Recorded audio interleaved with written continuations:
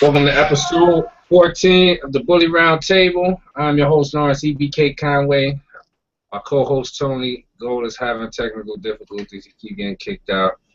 Got my man, Damien, on the technicals. And we have our guest, repeat guest, Cayenne Buchanan on. Okay. Tony's having a problem. I don't know what's going on. So what's going on, fellas? Chilling. Just got home from work. I can dig it. Tony need to hurry up. Once again, I am your host, known as EBK Conway. It's episode 14 of the Bully Round Table. Tony, Damien, we're gonna go ahead and start. We can't keep waiting for Tony. I don't know what's going on with his internet. Go ahead with the first question. I'm gonna go ahead and Cayenne, you can answer that question. I'm gonna go ahead and promote the link while you do that. Okay. First question is, what are the key elements to a healthy raw diet? What all needs to be in it for it to be a complete raw diet? That's something I've never fed raw, so I mean I'm not in the loop on that one at the least. I mean, Lawrence, I'm gonna have to turn this one over to you. Yeah, I guess. Well, while he's promoting Cayenne, what in your opinion is the keys to a healthy bully diet? Period. I guess overall. The food I've always liked really Taste of the Wild salmon. I've liked Victor. I always felt like they were very good, well-balanced foods. As far as raw, that's something I've never specifically gotten into. So, I mean, that's what I usually feed, Taste of the Wild and then Victor. Okay. Go ahead, Lauren. I'll answer I'll promote in a second. A lot of people have different recipes for raw. The main basic makeup of a complete raw diet is going to be, I don't know the percentages. We have to get Andy on for that, but it has to be muscle meat, organ meat, fat, and bone to be complete diet. They also add tripe to it. For the digestion, the tripe has digestive enzymes in it, so when they eat it, it helps them digest and break down their food better. There's also like undigested vegetable matter in there. I don't add vegetables to my dog food, but some people do. So there's all kind of different recipes out there. But the main basic makeup of a complete raw diet is going to be bone, muscle meat, organ meat, and fat.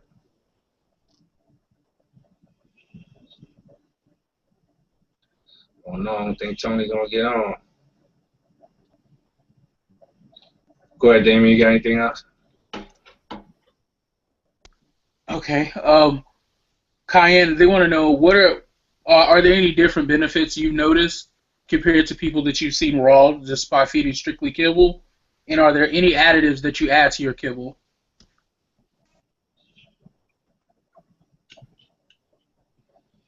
Any additives I add to my kibble? No. A lot of people around me don't use raw. The specific kennels that are around me, I mean, we all pretty much feed the same stuff, Taste of the Wild or Victor. They all have the additives and supplements that I feel like, and really no one I know around here really uses raw specifically.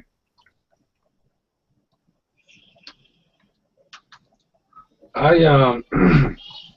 used to use a lot of the different premium brand dog foods, Victor, Origin, Blue Buffalo, Taste of Wild, Blue Wood. I use them all. For me, I find it's harder to keep the weight on the dogs with those foods. Like my dogs get real lean when I feed them those foods. You gotta feed them a lot more of it. I don't know, it's just the way it's made up. When you look at the labels on the dog food bags, they say this amount of fat and this amount of protein and all that, but you gotta understand that just because it has that amount of fat in it or whatever, first of all, they measure those amounts before they cook the food anyway. So once they cook the food, those numbers are not the same. And it's also on how much of that is digestible. So just because it has more fat than another food or more protein than another food, it depends on how much of that is actually digestible. They cook the kibble to get it into those little, balls. So when they cook it, they measure all of those numbers, the fat, the protein, the sugars, everything that they measure in it is measured before they cook it, not after they cook it. So those numbers are not even correct. So I mean, me personally, like I said, I've fed them all. When I take my dogs off the raw and just do kibble, they do lean out. I mean, they do lose weight, but they don't lean out. If I just do raw, then my dogs get real lean. They don't hold the weight. So that's why I do both. Do you normally, I mean, I know you had some raw last week. I mean, is that normally what you go with? I mean, what you feed?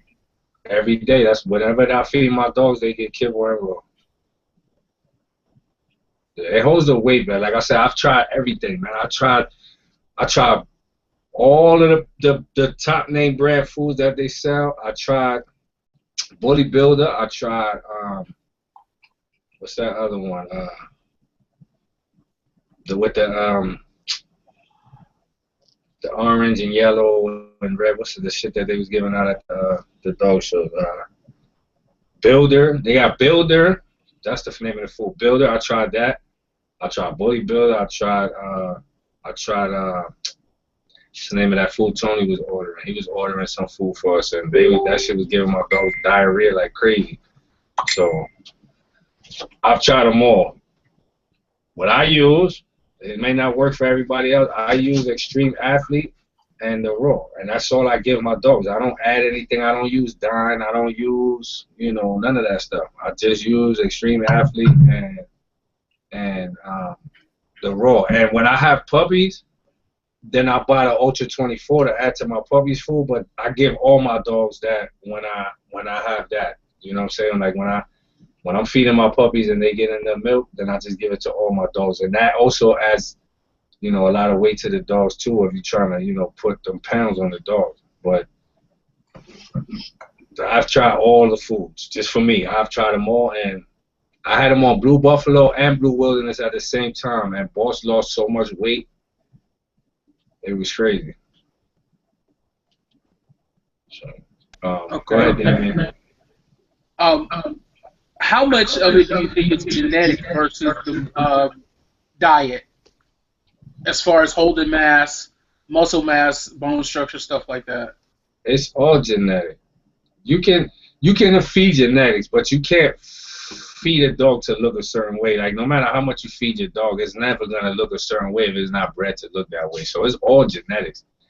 But the better start your dog has off nutritionally, the better ending you're gonna have in the result of what your dog looks like. But genetics wise, that's what it is. The dog is what it is. It's like a bodybuilder. Certain people can only get but so big no matter how much they work out. But bodybuilders need to constantly be taking in calories, and that's the thing with the dog food. It's fat and protein, but you gotta understand the calories. And the calories is what the dogs are able to digest. So if it's not enough calories, they won't hold the weight. But if they genetically bred to be that way, then that's what they're gonna be. I remember back in the day, people would be like, "You feeding your dog Bill Jack?" They'd always ask that, and it's like, "No, they're bred that way." Yeah. A lot of people don't. They ask me that all the time. They like, "Man, what do you feed your dogs? I want to put my dog on that diet." And I tell them, you can put them on a diet, and you will see a difference in the dog if it's getting all the nutrients that it needs. But it's not gonna be like a whole turnaround to where your dog just looks, all boned up and thick, and all these shoulders come out of nowhere. That's not gonna happen just because of what you feed your dog. It has to be bred that way, and you just feeding the genetics. Yeah, it's like feeding a red-nosed dog and then wind up with Camelot the Duke 6 weeks later. That don't happen. like what's that? The Bully Max. Bully Max, just cause I got you. The Bully Max, right? You look at the Bully Max. First of all, the dog that's on the bottle of that Bully Max, that's Fedor. Fedor is bred to look like that. They ain't got nothing to do with them vitamins. So just because you go out and buy a bottle of Bully Max does not mean your dog's gonna transform into something that is not. Them pills is the same pills that they sell in Petco for $11 or $14 or something like that. So you running out paying $40 hoping, and that's what they playing on. They playing on your hope that something can happen for this dog. You know what I'm saying? And you spend the $40, you can go to PetSmart or Petco, whatever it is, and get the same exact pills. It's the same exact ingredients. Just Google it, and there's pictures of it all over the internet. So, hold on, I'm trying to promote my John freezing. You understand? So it's genetics. It's not in what you feed your dog or how much you feed your dog or how often you feed your dog. It's all gonna be genetics, but the better nutrition they get, the better outcome you're gonna have. I mean, a lot of people. Better looking coat. Yeah, I hear people always asking me about shedding, but shedding 9 out of 10 is because of what you're feeding your dog, the way you're feeding your dog. If you got the dog is shedding so much, and you seeing that the coat is getting thin, it's dying. So just because a dog food costs $80 doesn't mean that it's a good food for your situation. You gotta figure out what your dog's needs are. Some dogs like Phantom I have to watch them. Phantom, Sadie, and Portia, I have to watch their weight, because if I feed them every day and I feed them all the same amount of food, they get overweight. I have to feed Boss twice as much as I feed my other dogs, because his metabolism is that much faster, that he requires more calories to keep the weight on him. So you got to figure out how your dog is bred, how your dog metabolizes his food, and then feed him according to that. Like, I could feed Phantom just kibble and he would hold his weight, but Boss, I wouldn't be able to do that. And not only that, the raw also entices the dogs to eat more than they normally would. They don't like kibble. Dogs don't like kibble. I mean, you wouldn't like it. So they only gonna eat to survive. They're not gonna eat like, oh, this is delicious. So when you put the raw in there, they like, this is delicious, and they want to tear it up. So that's also why they gain more weight. Cayenne? No, I completely agree. You know, as far as feeding with the genetics and everything, your dog's going to look how it's going to look because it's bred a certain way. You know, as far as with the, you know, the hair and the shedding, you know, I do see a difference depending on the different foods I feed, how the hair, you know, sometimes, you know, you'll feed stuff and it'll end up having a milky coat after a while. And, you know, if something like that happens, I've always put a little bit of, you know, fish oil in my food or something like that to help out with that. And then if I keep on having the problem, obviously I'm going to go searching for a different type of food. Right. Some dogs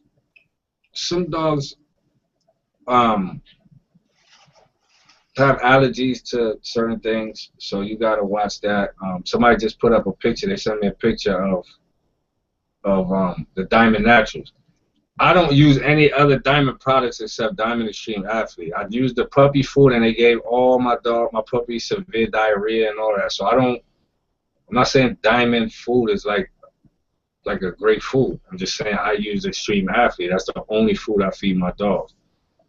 If your dog is having allergies, 9 out of 10, you got to look at the ingredients on the food. It's the grains. Dogs are not supposed to eat grains. So usually, if they react to it, it's going to be an allergic reaction. Also, they get yeast from the sugar. So if you got a dog that's licking his feet all the time and scratching his ears all the time, he probably got yeast.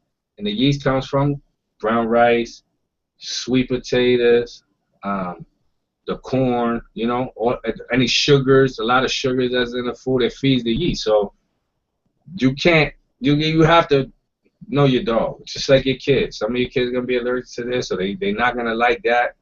It ain't no different. Damien. Oh wait, yeah, that was the question from Just Cause. Go ahead, Damien.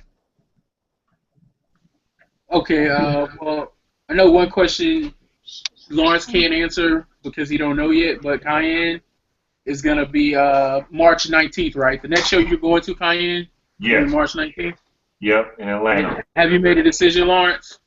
No, I haven't. I haven't honestly. I mean, I haven't checked any of the dates. I don't like traveling in the wintertime. I don't like traveling when it's snowing and raining and all of that. You know, that's just how I do it. I don't like traveling in bad weather. So if something happens. And if So it snows in Atlanta, it's shut down. Yeah, until the springtime hits, I won't know what I'm going to. I mean, most of the time, my first show is Irving Show, the Southern Classic. That's usually my first show of the year. So I'll probably go to that.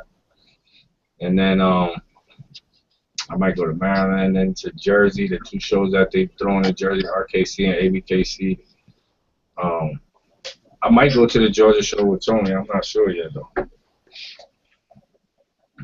Okay, next question is, you guys have touched on kennel blindness before. What are some of the things you do in your own program to prevent kennel blindness? Go ahead, Kyan. I really am I've always been a fan of, going to shows and just scoping out everybody's, breed, different from XL to pocket. And that goes for AKC and UKC, AKC and ADBA shows.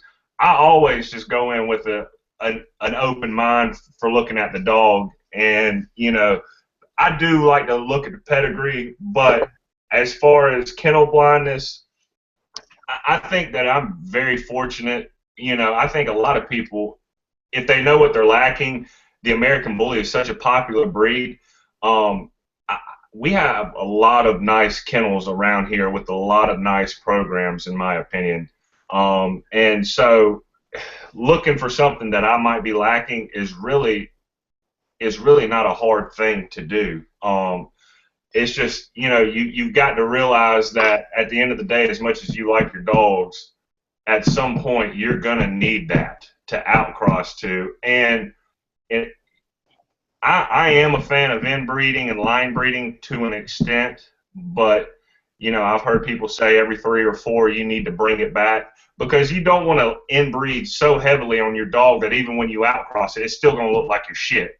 You're breeding to it for a reason, to attain a certain trait or look. And if your dogs are super inbred, it's gonna totally take over the other shit unless it's super inbred. I mean, that's just my opinion. And like I said, I mean, I've done inbreedings, I've done line breedings, and I really feel like some of the best dogs I've ever produced, in my opinion, or co-produced with people, whichever way you want to look at it, have been outcross dogs. So.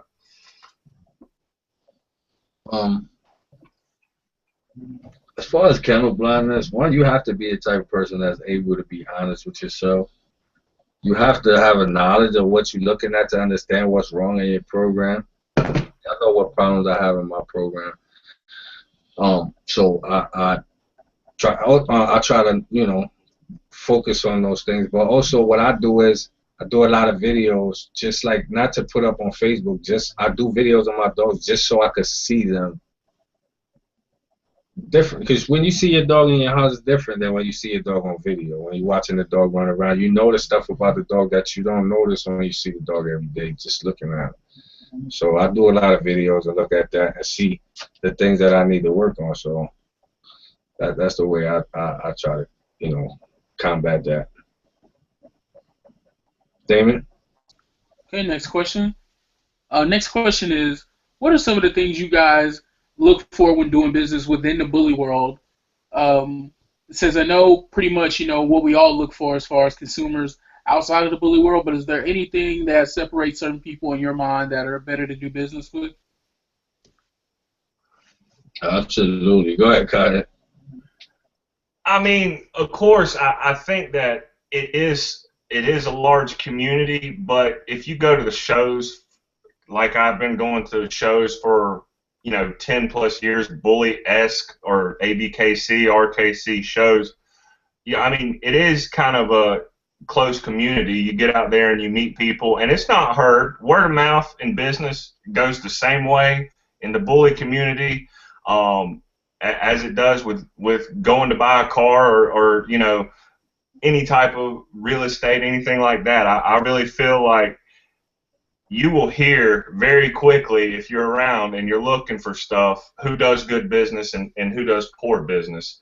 And sometimes, I mean, if you've been around a while, you're going to learn the hard way once or twice before in my opinion, I have dealing with people that you're like might not have wanted to deal with them again.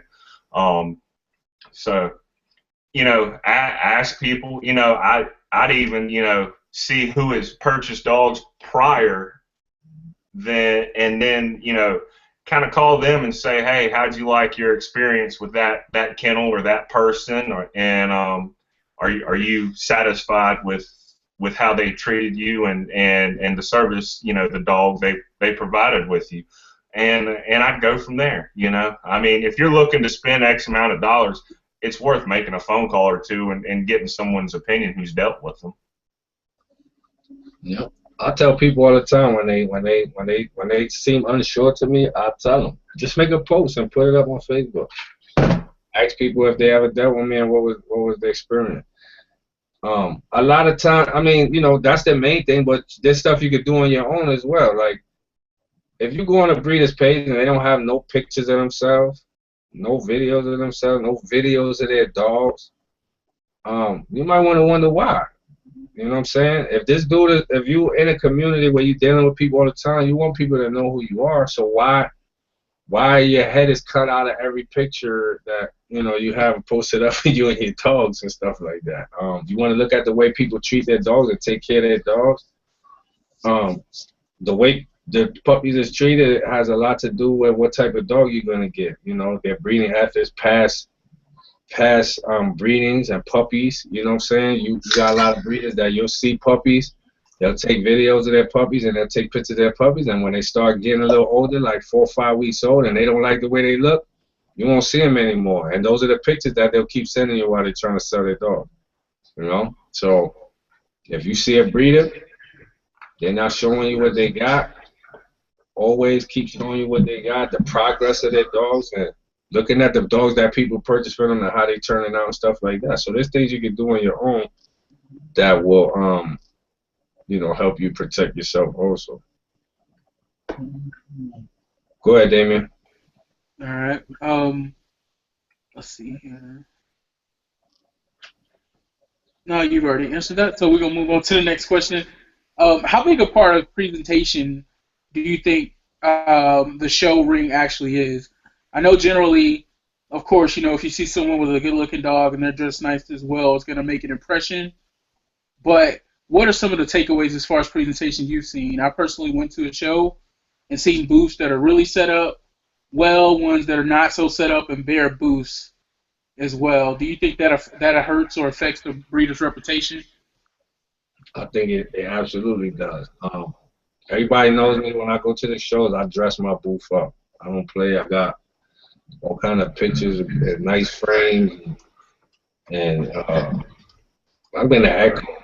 Cheyenne, mute your thing until you're ready to talk. I think that's coming off of you. 1, 2, yeah.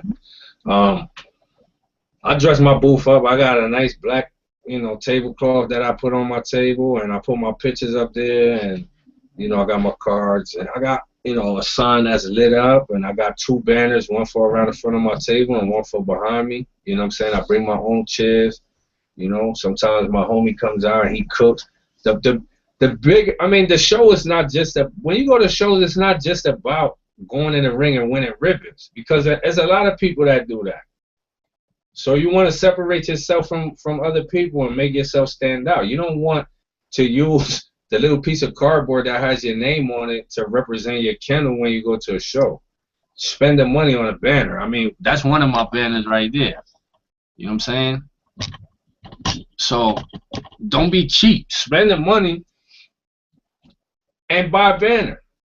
Get it done nice. Get some shirts. You know, you get little things that represent yourself. Because if you're not willing to invest in yourself, then it's going to be hard to get people to want to spend the type of money that you're going to want to ask for your puppies. You know what I'm saying? If you're not representing yourself in a certain way, if you go to a car dealership and the car dealership looks shitty, it's dirty, the cars are dirty, the people are ignorant and rude, you're not going to shop there. So it's all about how you present yourself to people, man. It's all about that. So that hurts you when you go to the shows. You might not think it does until you start doing the opposite, and then you see how much it helps, and you realize that does hurt you.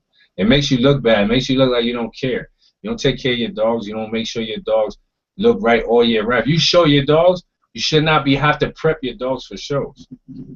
And I'm going to let Cayenne touch on that one.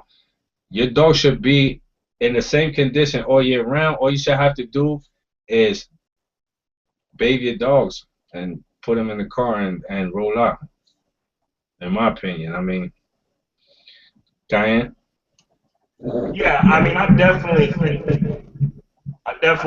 it's a marketing. I'm getting at you now. But I definitely think it's marketing to have your banners and everything out there. And it is. You want somebody to come by and, after a first glimpse, come by and check out a second glimpse. And politicking, meeting people. And, I mean, it is kind of, like I said, a good thing, because you're going to meet a lot of people there. A lot of people are going to walk by your booth, and you want them to stop and look. And with all the extras, you know, the banners, the cards, you know, like you said, you bring chairs, and sometimes people cook. I mean, people are gonna stop and look. I mean, I remember back in the day, you know, in Atlanta, they'd have the old EE booths, and my God, it'd be half a row of stuff. And I mean, I remember going and many times seeing Remy line people or that have a long booth setup, or certain groups have long booth setups and banners and cards, and you know, it's almost like they were having their own little, you know, get together right there. I mean, everybody's having a good time. What was the other part of the question, Damien? You pretty much got it. I mean, that's it. Just as far as this presentation and stuff like that at the shows. Sorry, hold on. And I also agree about the showing part. You know, if you're going to show your dog, I heard Floyd Mayweather once say he never really goes tries to get out of shape, and he always tries to stay in shape so he doesn't have to just go crazy with the training, you know, a couple months before the fight. He always stays pretty well conditioned for matches in general, just so he's already naturally where he's supposed to be. And I kind of feel like what Lawrence said earlier, you know, that helps you out tremendously. You know, you're going to have better results if you consistently practice with your showing and your handling throughout the year when you go to a show. Stay ready. You don't have to get ready. Go ahead. You can take it. Okay. It's more than just, like I said, it's more than just about the ribbons. It's more than just, you know, about the competition. You also in competition when you're outside of the ring. You got a lot of breeders in this game. A lot of people that breed these dogs. So what makes you so special? So you got to stand out and show people what's so special about you. You do everything different than everybody else does, from the way you represent yourself, to the way you care for your dogs, to the way you advertise, to the way you treat people when you deal with them. You know what I'm saying? That's how you separate yourself from other breeders, not by copying what they're doing. You know? Go ahead, Damien. Okay, step away from the show for a second. It says, I know you guys are pretty well set in the type of dogs you like, but humor me for a second. When's the last time you guys saw a dog of a different class and you were like, wow?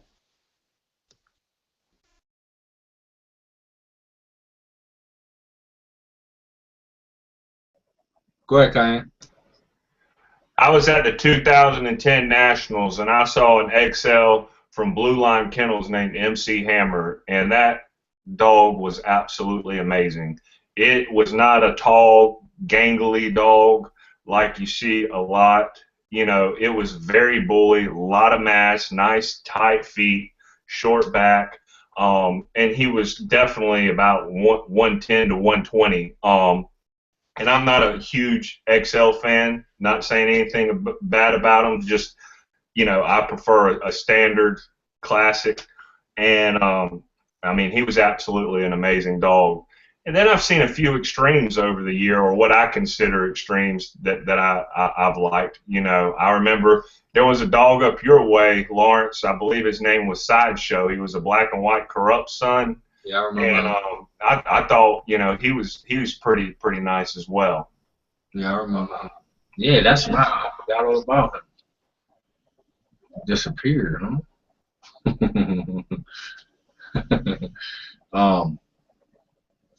So I can't even think of a dog.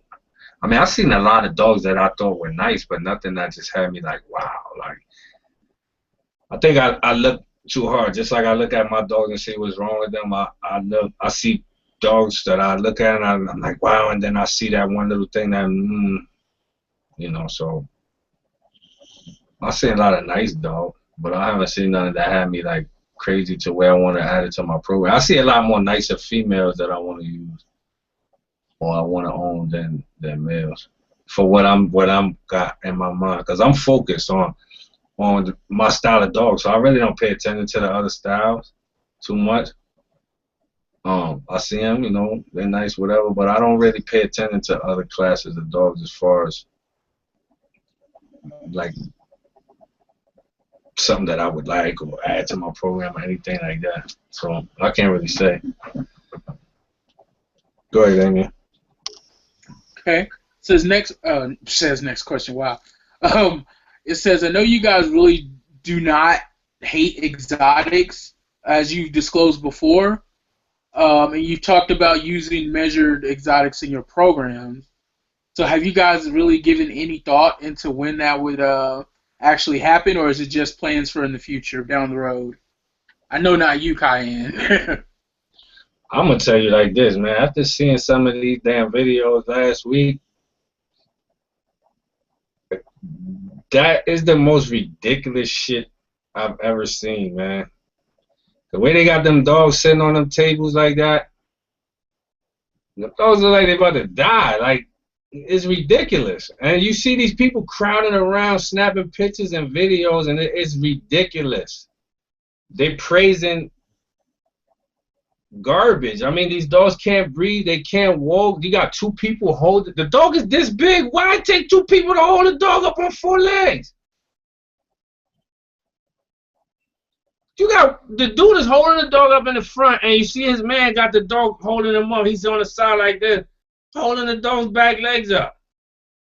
They're spreading their arms out. They're turning their arms out on purpose, like to where the elbows are almost pointing forward. It's ridiculous. That's the dumbest shit I ever seen. So as far as like looking at that shit, I'm good with what I'm doing, man. And I'm not following what nobody else is doing. I don't care about all that smash face and them turned out elbows and stuff like that, because anybody with common sense that knows anything about dogs, if you like exotics, more power to you. But you go out and buy a dog like that that's already all fucked up and jacked up like that, and you trying to build off of that, you can't build a program off of a dog like that.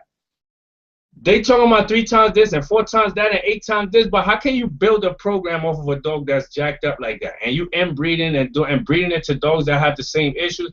What kind of program do you have? You have to be half retarded to think that that is what a dog is supposed to be. Or I mean, it blows my mind, some of the stuff I see, man. Go ahead, Damien. Okay. Oh wait, can I touch on that? Oh, you muted. Yeah. I completely agree with you on the fact. I mean, if you're looking for something to build off of, you know, it's just, in my opinion, it's not the way to go. I mean, there's so many health issues with a lot of those dogs. and I don't know where a lot of them are based out of, but I can't speak for everyone, and it's not my place to in the South, but the humidity would get a lot of those dogs down where I live in the summer, number one. Three dogs died at that last show, the IBR show, or whatever it is. Three dogs died at, it was only like 4 dogs. It was only like 70 degrees. Yeah, and I mean, it was 70 degrees here today. You know what I mean? Imagine what it is in August. So, you know, but at the same time, talking about Miyagi, I mean, we discussed and talked about, I've seen Major in person. I think he's an absolute amazing specimen. You know, so I've seen Miyagi outcross to some edge or access stuff, and I've seen some dogs that look absolutely amazing. But you know, that heavy line bred stuff, I've always, you know, like that picture with them all on the table, that's just not my cup of tea. Okay, follow up to that, which you kind of just touched on, Cayenne. It says, how do you guys feel about the term exotic done right, and do you feel that any of those health issues that you guys just referenced would creep back in on exotic done right?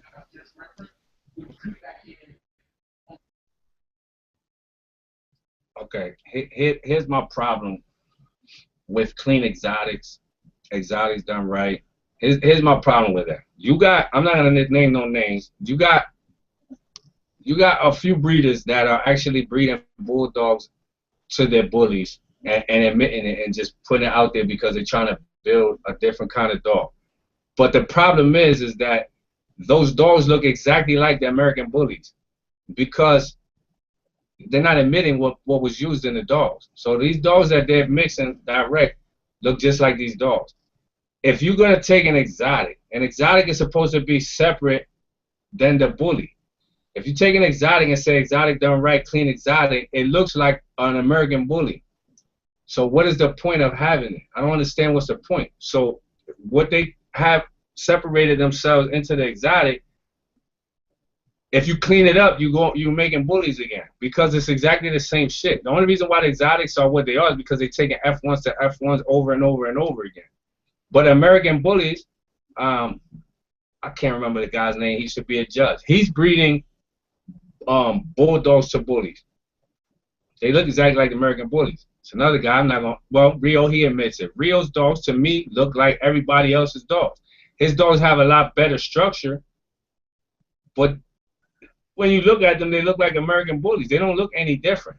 Brahma bulls, they don't look any different than the American bully, some of the strains of American bully that already exist.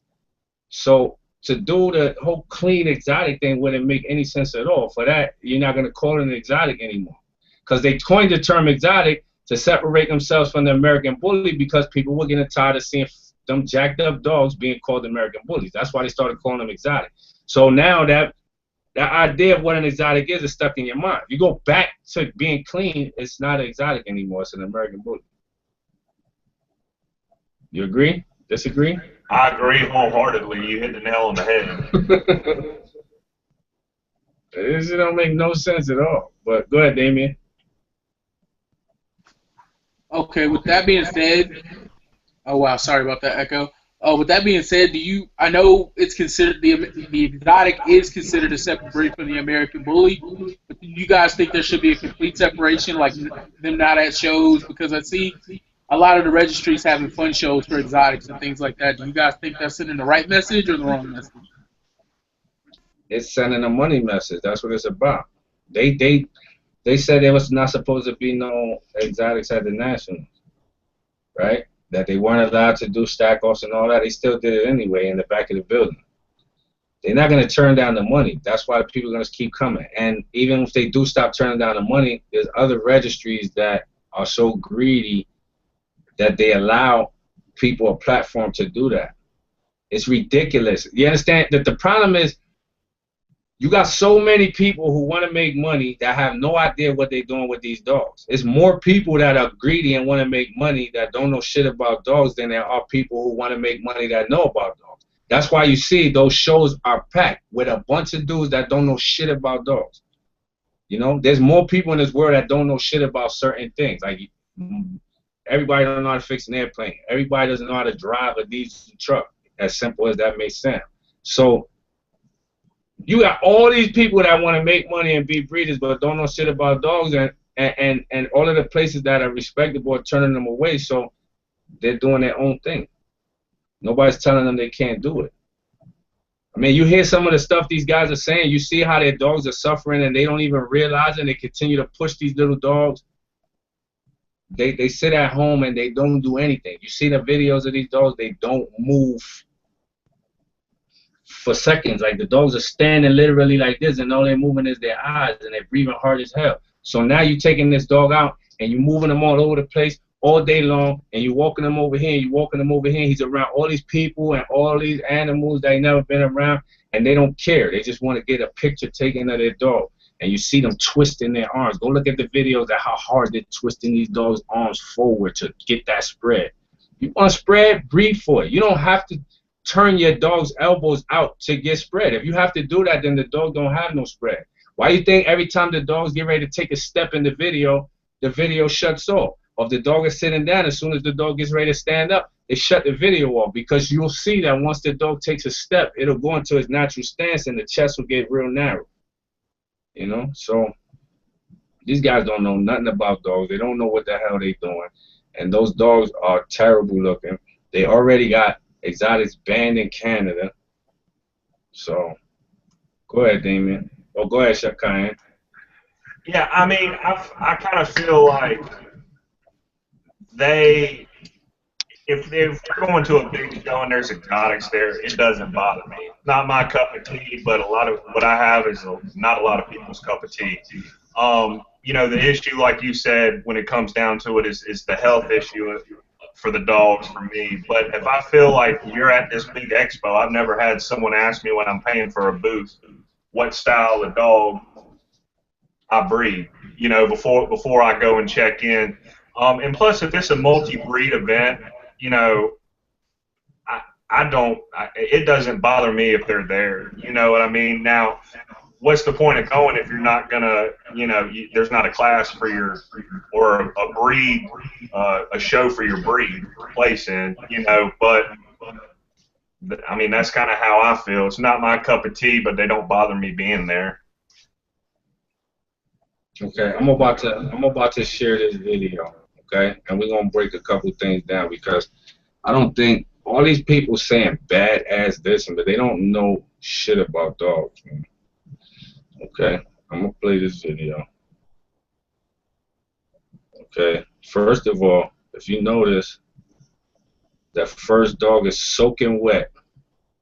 This dog right here is soaking wet. They had to wet this dog down because he can't breathe. And they're not doing anything but standing on a table. And look at how hard these dogs are breathing. Okay? Look at how they got to choke the shit out of the dogs just to get them to keep their heads up.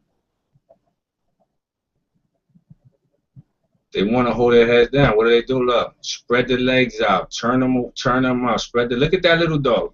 He looks half retarded and half dead already. Look at all their tongues. How wide and fat the tongues are. This dog over here, his tongue is hanging almost to the floor. Right? Keep on. Just keep on. See how far you can spread his legs. Keep spreading them as far as you can spread them. He's the only one that spread right off the shoulder. Look at them. They all are suffering so bad, and they're not doing shit but sitting on tables.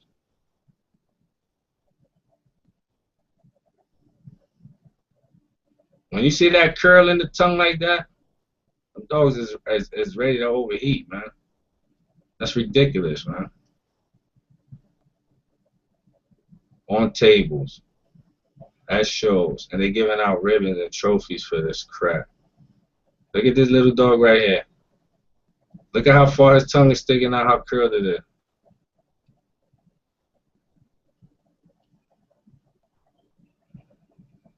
That's ridiculous, man. If anybody thinks that that is badass, you are retarded.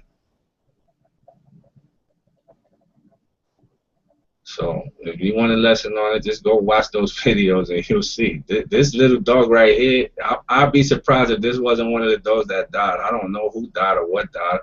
I wouldn't be surprised if this is one of the dogs that died. Go ahead, Damien. Okay, next question. We're going to go back to the show ring, or to shows, actually. It says, been around the bully community for a while, have not, I'm sorry about the echo, hold on. Have not got the courage to hop in the show ring. What are some of the things that you would tell a new person to the show ring that would actually maybe prompt them to showing in the show ring? Go ahead, Karen. Well, I'm personally not the biggest fan of stepping in the show ring myself, but I do it usually. What I would tell people is, as you know, preparation is key. Getting out there and, like Lawrence said, consistently, going out there and practicing with your dogs. And then at the end of the day, if being nervous or shy is something, at the end of the day, it's a dog show. It's not a handler does have a lot to do with it, but it's not, in my opinion, it is a focus, but it's not the main focus. The main focus is how well the dog is on the lead. So, I mean, that's what I would say. I kind of disagree with that statement. I think the connection that the handler has with the dog has a lot to do with the performance of the dog and the way the dog looks in the ring. Because if you watch that video from the Spielberg experience, shout out to my man Spielberg, where he had the 3 different judges stack the same dog. If you notice, Keno's a beast at stacking dogs. You understand? He had those other 2 judges stack that dog, and they made him look bad. And then Keno grabbed him, and he did it real quick, too. He was like, and the dog, I mean, the angulation was crazy. And the dog was straight stifled when the other 2 judges stacked him. So the handler has a lot to do with it. But never being in the show ring, what you want to do is you want to watch videos online, but you want to go to the shows and you want to stand by the ring and actually watch what the people doing, because the mistake I made, I had the dog on the wrong side, right? I had the dog running on the wrong side, on the right side instead of the left side. My out and back, having the dog on the wrong side, I turned him the wrong way. You know what I'm saying? So you want to make sure that you actually watch what people doing in the ring and learn how to show the dog before you just go in there. But start off with the puppy. Start off with a puppy. Take a puppy in there and just get used to it the same way your puppy's getting used to it. You going in there with an older dog is more at stake. So if you get a young puppy, 3 to 6 months, you take them in the ring, you get to experience the dog. I take all my puppies, and some people like to wait till their dogs can earn points before they take them in the ring. I like my dogs to be in the ring a couple times before they're able to earn points, so that way they're used to being in the ring and I don't have to drag them around the ring. They already know what to do. Where other people are having a lot of problems with their puppies because they waited. So I start them off as soon as they can go in the ring. I like to get them in there. Go ahead, Damien. Okay. Next question is, I know there's different parts that a judge takes into account when judging a dog, but how big a part is it the dog's actual performance over the dog's structure when stacked, or the gait when he walks around the ring? That's easy. It depends on the judge. It depends on the judge. If he's really judging your dog, or he already has an agenda, if he already has in his mind who he's going to pick before you get in the ring, it doesn't matter what you do. But it's going to depend on the judge. So, go ahead, Kyan. No, I completely agree with what you said. It really depends on the judge. Different judges, prefer different one over the other. And that can go for even at the same show. If there's a show with multiple judges, I mean, the first one might prefer one over the other, and vice versa. So, I mean, I definitely, you hit the nail on the head once again with that. It's to me, it's one of those. It's a personal preference with the judges, not you. And I don't want to make it seem like all the judges is bad by saying depending on the judge and his agenda. I don't even want to say it like all the judges is bad, but it's still the same thing. It depends on their agenda, because some judges, they like, if you come in the ring and it doesn't look like you and your dog have a bond and a relationship to where the dog understands what you want him to do, they're not gonna give you the win, because that means you don't work with your dog.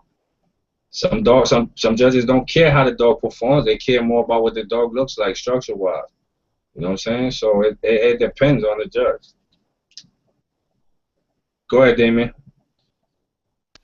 Okay, next question is, do you guys think if the registries require short action videos of the dogs that are being singled, parented, registered, can possibly give the American Bully back to the registry?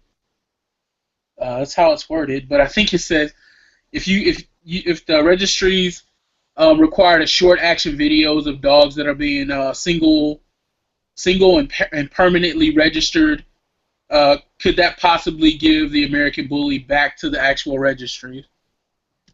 Go ahead, Kyan.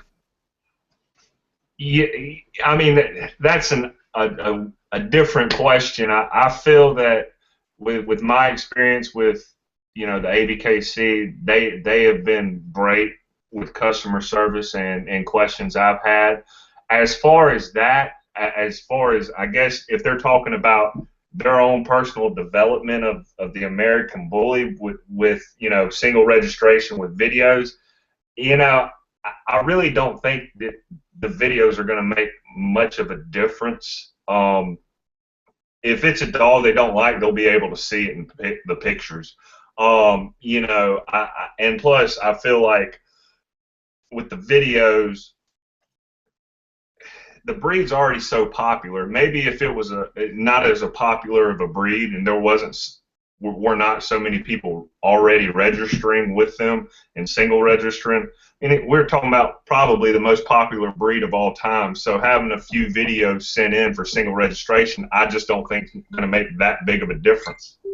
I mean, that's kind of how I feel on that. I mean, I feel like you'll be able to tell in pictures if it's going to not meet the standard.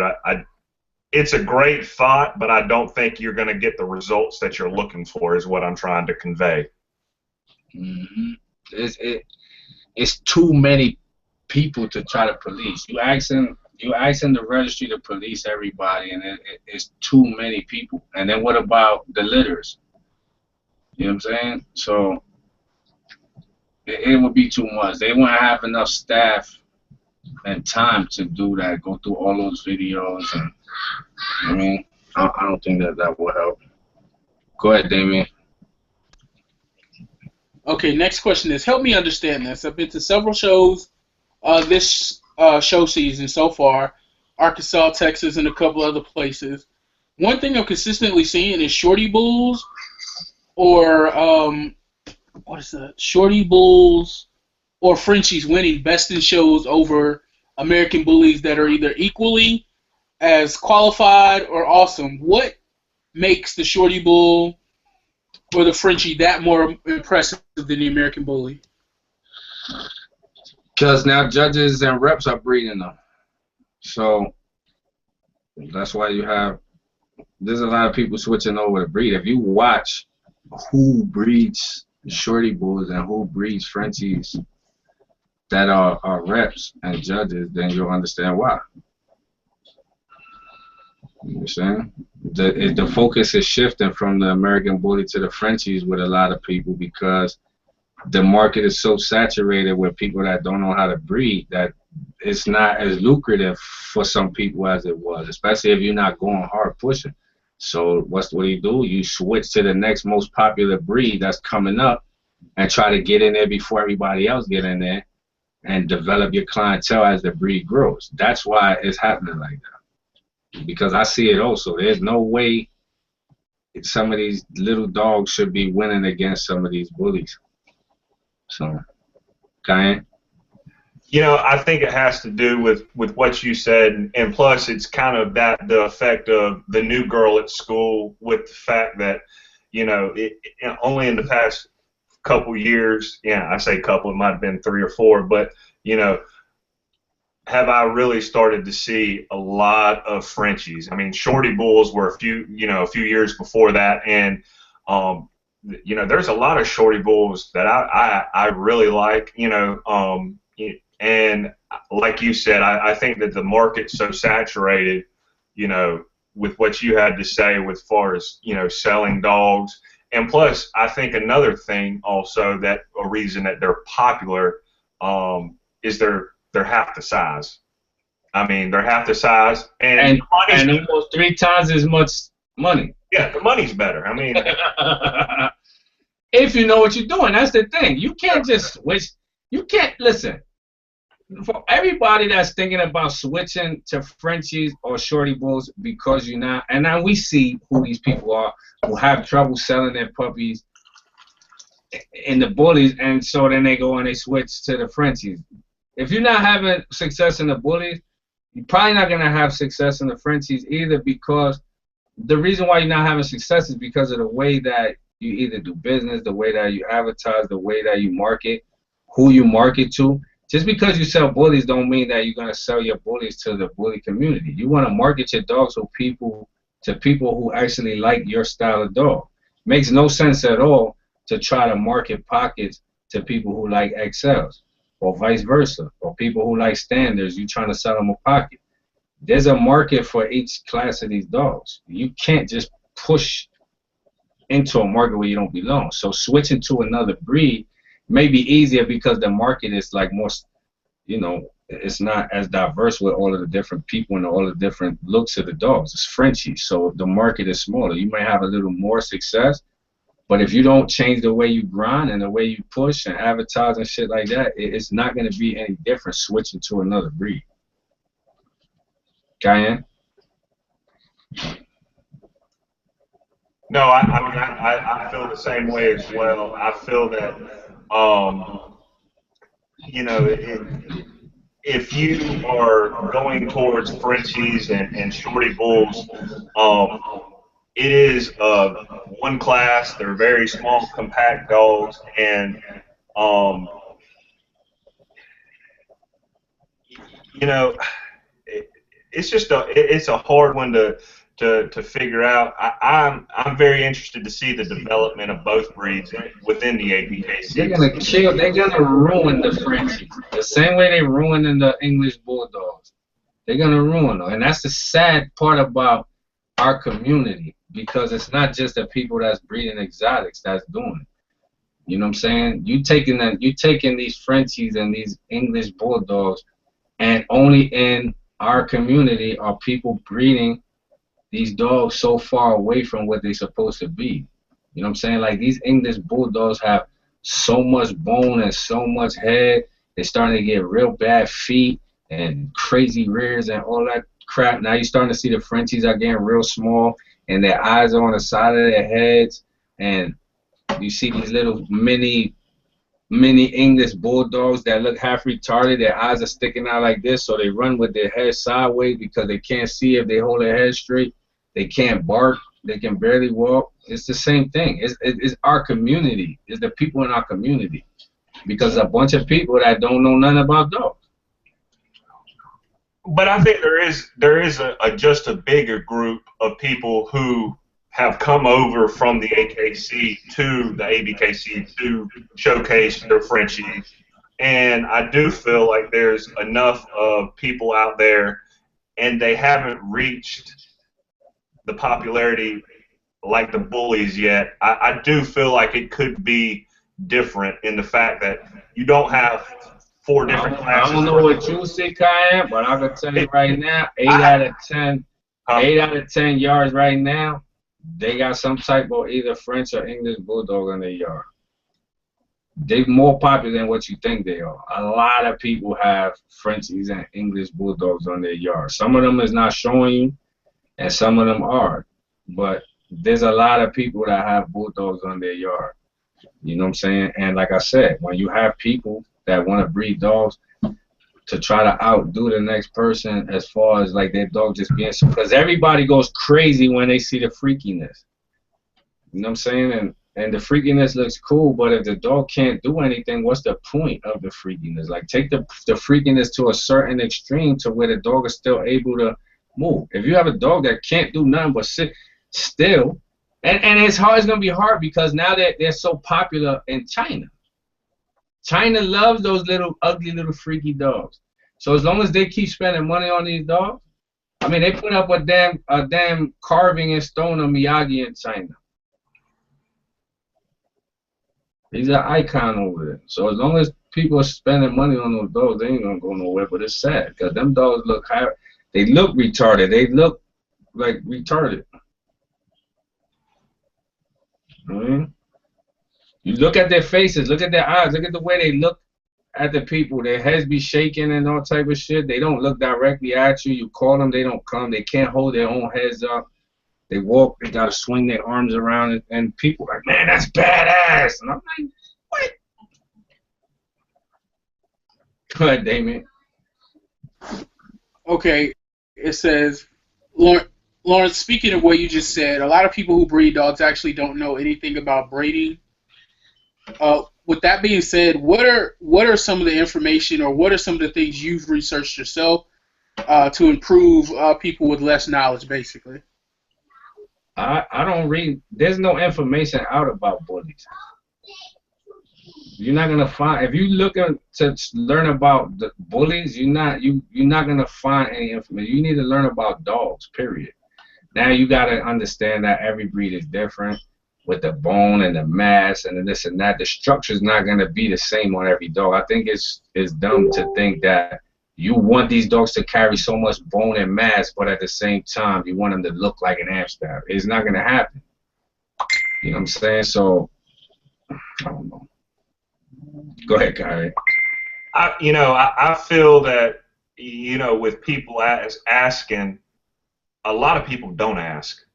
I mean, point blank, a lot of people don't ask. But if I was to say, about breeding, I would, like Lawrence said, get a general, they have plenty of books out, literature on dog breeding and stuff as such like that.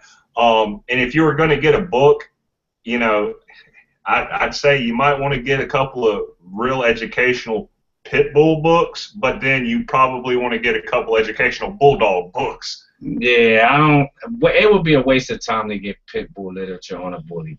But I'm just saying, get one of each. I mean, I think that they, getting one of each, or maybe American Bulldog books, and just having that, and it doesn't hurt to read to see what those different breeds are doing, because they're all in our breed.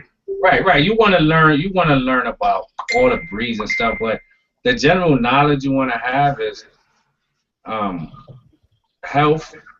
You want to try to learn as much as you can about health, because health is through all the dogs. Some dogs are more prone to certain health issues, but you want to have a general knowledge of health. You want to have a general knowledge of structure, breeding, genetics, and learn about inbreeding, line breeding, all that stuff. But don't do it looking for information on bullies, because you're not gonna find it. You're gonna have a hard time finding any information that you'll be able to use. So just have, and it also helps too if you have a general knowledge and understanding of all animals. Like, I've always been into all different types of animals, so it just comes a lot easier to me. But there's information out there. You study all dogs. Then you want to learn the breeds and understand what breeds are incorporated in our dogs, and understand the traits that they come with. But I mean, that's bottom line basic stuff that you probably won't need to know. Go ahead. Oh wait, somebody hit me up. All right, what are the guys doing? I got so many messages up here. Okay, what are you guys' thoughts on judges breeding and have so much influence on how with some breeders, and also what do you think about the judges? How inconsistent they are. 2 shows you win first place, and the 3rd you don't even place. That goes back to preference. I don't think it's right that we expect our judges not to breed. I mean, they obviously are judging the breed because they have a love for the breed. So why wouldn't they breed also? I think it's just about ethics. And I also think that in a breed where you're allowed to do whatever you want, you can't knock a judge for doing the same thing everybody else is doing. You can't knock one person for doing something. Like, it kills me how people go on these little tirades where they attacking people for doing the same shit that everybody else is doing. You know, so you can't attack a judge and say that he shouldn't breed and he shouldn't show. Obviously, he's in the breed because he loves the breed. So it's just about ethics, you know. If he's judging a show, none of his dogs should be at the show or in the show, whatever. How the judge ethics go, I'm not a judge, I don't know.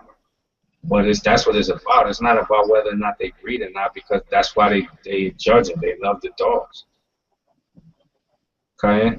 No, I mean, I definitely, you know, feel the same way with you on that. I'm not going to sit here and say that I don't agree with them showing at the same show or dogs at the same show. But as far as who they want to breed to, I'm not going to tell somebody that, you know, I mean, they got in this breed because they like the breed. They're a judge. And, you know, I trust that they met the right credentials and everything like that. Like I said, I don't have any complaints as far as on that end, but I'm not in the show circuit every weekend either, you know. But I mean, I've always been very pleased with, you know, how the majority of stuff is run. You know, I don't have any complaints, you know. And as far as who they want to breed to, or they want to breed to this dog or that dog, that's their call. You know, they got in this breed. They've taken the time to meet the credentials to be able to be a judge. Yeah. Props to them. You know, they took the time to do it. You know, and I'm going to trust that they have you know, done that and met the credentials to be able to judge. You know, so this is me and Tony argue about this all the time. This is my thing, right? This breed was never developed from the beginning. So, like, everybody has an idea of what this dog is supposed to look like, but the beginning stages of this dog, this breed, those dogs weren't a breed. How can you want to stick to a standard of something? Like, when somebody says classic, if somebody told me they got a classic car, thinking they got a whole ass car, this is the way cars used to look. A lot of these classics don't look anything like to me, like Remy and Hef. These are really old dogs. So these are, to me, what classics are. These dogs are way more extreme than the dogs that they call it classics. So if classic insinuates that this is the way it used to be, and Hef and all of these dogs have way wider chests and more bone and mass, why are we calling these dogs classics? You feel what I'm saying? So people get so upset because the breed is evolving, but it wasn't allowed to evolve before it was put out there as a breed. Because, I mean, you can't tell me that it makes sense that you will call a dog a classic that doesn't look like any of the classic style dogs from the past. It's a way weaker style dog. But in my opinion, I feel like a dog like Remy or Hef would probably be standard dogs. But that, look how old they are. So we talking a long time ago, right? Okay, yeah. So you figure in cars, 10 years you got classic, right? Those dogs are older than 10 years old. You know what I'm saying? Yeah. So if those dogs are considered the old style dog, like if I said to you, I want some Remy blood, you'd be like, oh, why you mess with that old school Razor's Edge? Old school Razor's Edge. These classic dogs don't look anything like that. So why are they being called classics? But I've never heard them be a part of the breed. I've just never. I know you don't agree because you breed classic style dogs, but just being realistic and being honest. No, I feel you on that. You can't call something a classic if it doesn't look like what they used to look like. I mean, when you say a movie's a classic, it's usually an old movie. Yeah. You know what I'm saying? You can't even call a new movie a classic until they got some years in it. So 10 years, 12 years, you figure that's long enough to be considered classic. Even the dogs before Remy and Hef were thicker than the classics that we have now. I just used them as an example for a time frame. But even the dogs before that were way thicker than the classics that we have today. Way more mass, way more substance, way more head, more stop, everything. So why are these dogs being called classics? Well, in my opinion, old school and classic are two different things. Old school blood and classic, I mean, because I've seen old school blood throw pocket. Classic to what, though? It's just a label. Classic to what? All right, you saying it's separate blood. Classic to what? Classic insinuates something. I mean, if you look up the definition of classic, which we can do, right? I like to be literal. I don't like to be, you know, no, what you think it should be or what you want it to be. We talking literal, right? So, meaning of classic, I know what it means. I just don't want to say it. Judged over a period of time to be the highest quality and outstanding of its kind, a work of art recognized as an established value, right? So let's just take that one. A work of art recognized as an established value. So we saying that these dogs is what these dogs used to look like? No, they didn't. These classes that we have today have nothing substance-wise compared to the older style dogs. Yeah, but I feel, and I get what you're saying, but I feel the classics are just supposed to be a little bit more of a bulkier Amstaff or pit bull, not necessarily, huh? They're not, though. A lot of these, 90% of the classics, a lot of them aren't, but a lot of 90% of the classics, right? 90% of the classics, because all right, let's put it like this: if you breed two standards together, just because you get a dog out of that litter that ain't shit, it shouldn't be called a classic. No, I completely agree with you on that. And that's how it happens. That's how we get classics. We get classics in pockets and standards because they're dogs that were in the litter that ain't shit. Like, Castro is not a classic dog. You know he's not a classic dog. I mean, if you're looking at what people are calling classic, you know he's a standard dog that was really weak and couldn't compete with standard dogs, so they put him in the classic class, which I'm glad they did because now they bulked up the classic class to try to keep up with him. Like, there's a new vision of what a classic's supposed to look like because he carries more mass. But you can't take a breeding, if you breeding two standard dogs together, you're expecting standard.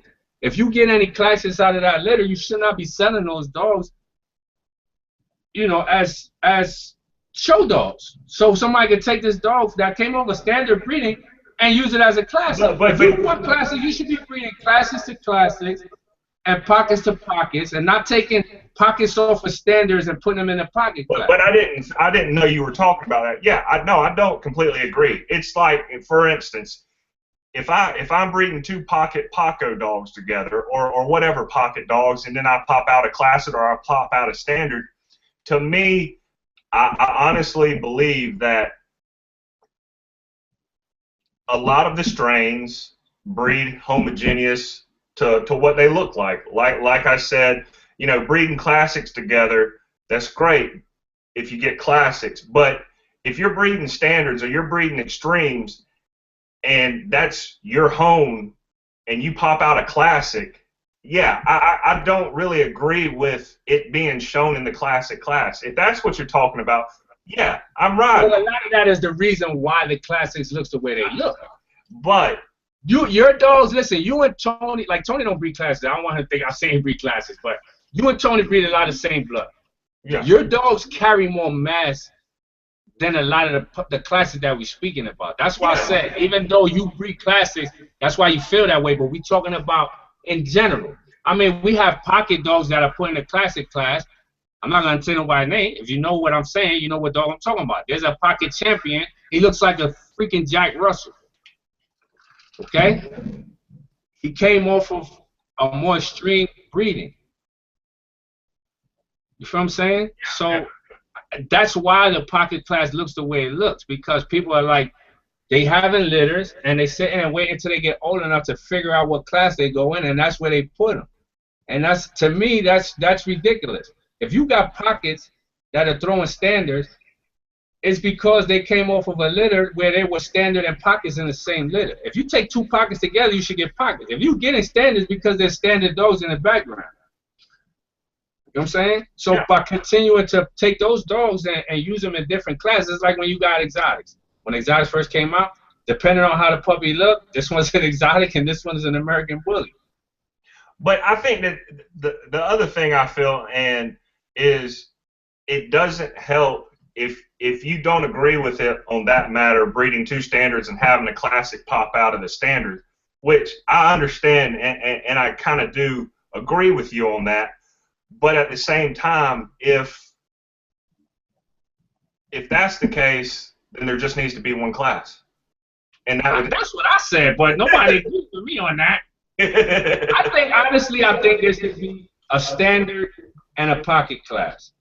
A bigger version of the dog and a smaller version of the dog. And then we can start to come together and agree on a look. Because I think more people like a specific look than they don't. I think more people like the big teeth, the square muzzle, the stop, you know, the split down the middle of the head, the crest on the back of the neck, the really exaggerated shoulders.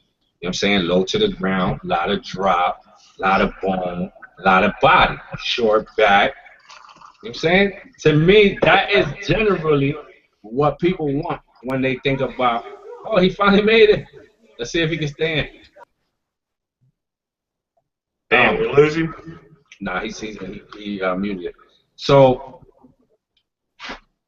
if we do that, and it's only two classes, because we know, we all know that there's several different types of breeds that make up our breed. But if you're looking at XL dogs, though, that's like, to me, it's like a completely separate thing than the American Bully, because that's more Mastiff and Pit Bull blood. When you get into the American Bully, the way the breed is evolving is more Pit Bull and Bulldog blood. You know what I'm saying? I agree with you. Same thing with the pocket. So to me, the classics are more Terrier, and the XLs are more Mastiff. They don't belong in the breed, in my opinion. Yeah. You know what I'm saying? To me, it's just like Hulk. They was trying to say Hulk was American Bully for a while. That's why they pulled that shit with the TV show. He was lying about what kind of dog it was. He was telling them it was a Pit Bull, and people started writing in and telling them that that's a Mastiff. Remember, he was supposed to get his own show. I looked at his pedigree. I think he's about a quarter old Razor's Edge. He's half Whopper blood, and I forget what the other quarter is. But you know,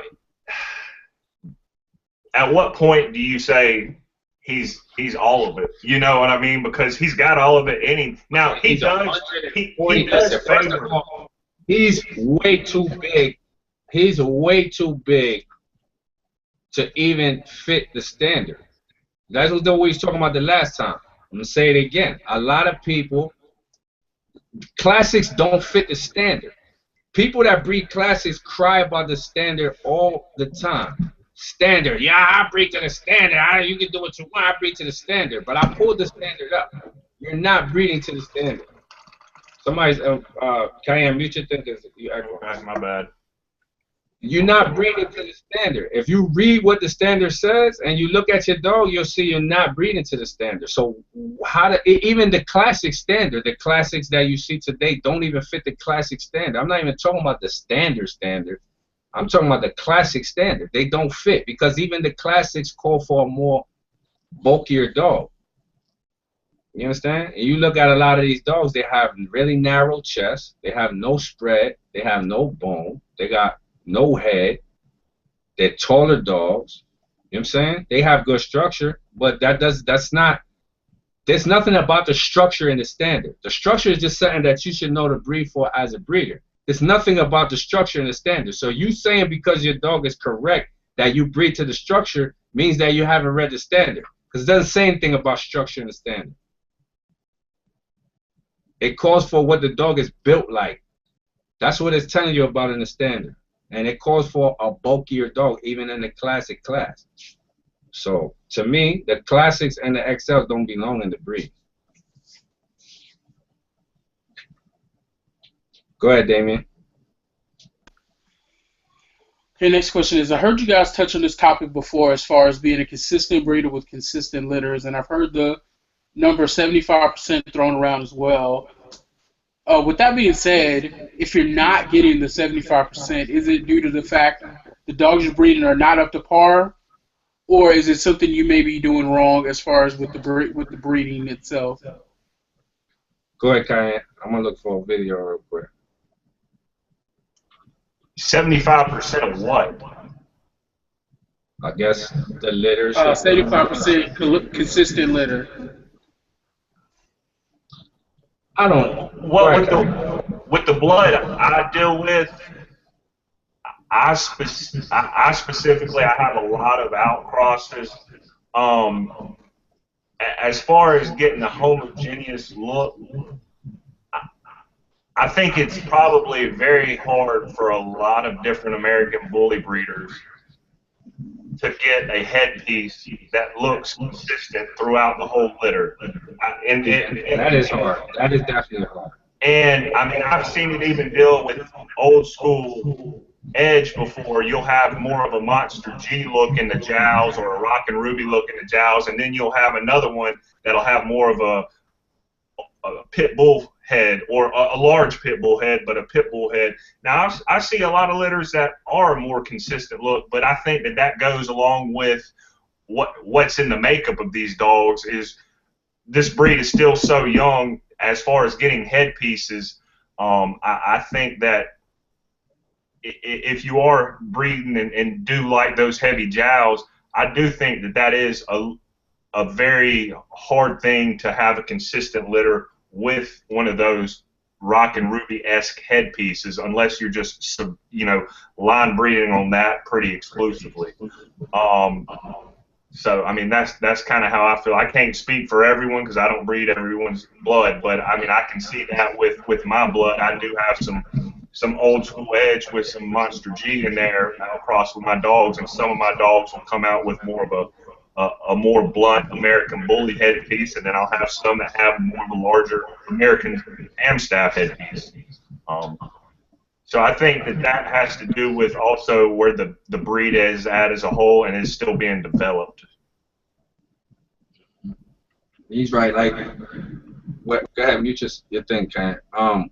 Headpieces are real hard to get unless you're doing inbreeding or line breeding, but at the same time, when you lock your heads in, sometimes concentrating on the heads, you'll lose everything else. So it's a toss. You know what I'm saying? I want to breed for certain types of heads, but I concentrate more on my bodies because I see that that's what a lot of breeders have more trouble with. There's a lot of breeders that have dogs with beautiful heads, but they don't have any mass to them. They don't carry the mass, or if they have the mass, they don't have no spread, or their rears are really thin and no muscle tone, no muscular, thick rears and nothing like that. So for me, a lot of breeders have more problems producing bone with body. Bone is the thickness of the legs, the skull, the way the bones sit. But the body is how much weight the dog carries on it. So how much weight, the belly weight and all that stuff. So there's a difference.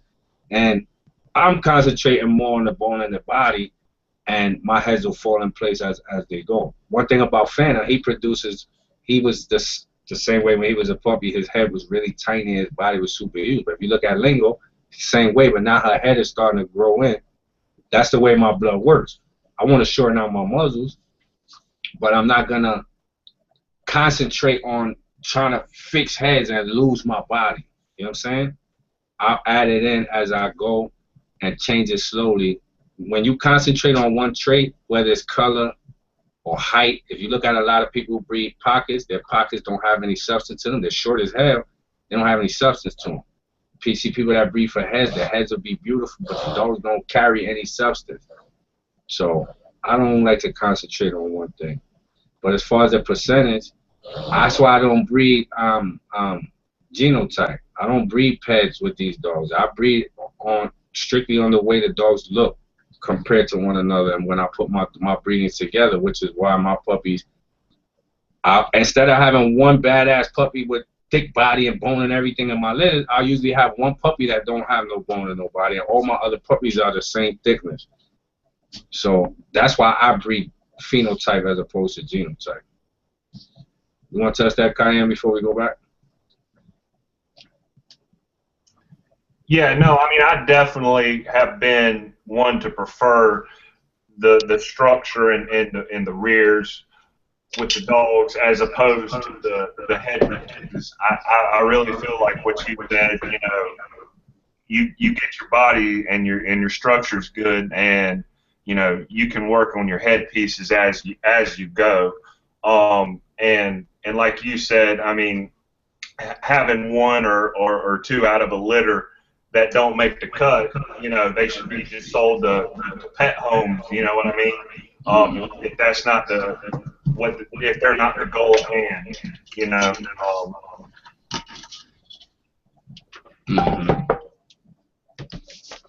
Go ahead. Oh wait, yeah, go ahead, Damien. I'm gonna show a video after you do this next question. Okay, they wanted to clarify a little bit. They said when I referenced 75%, I was speaking to 75% in a matter of like 75% of the dogs have the same class, same look, same substance.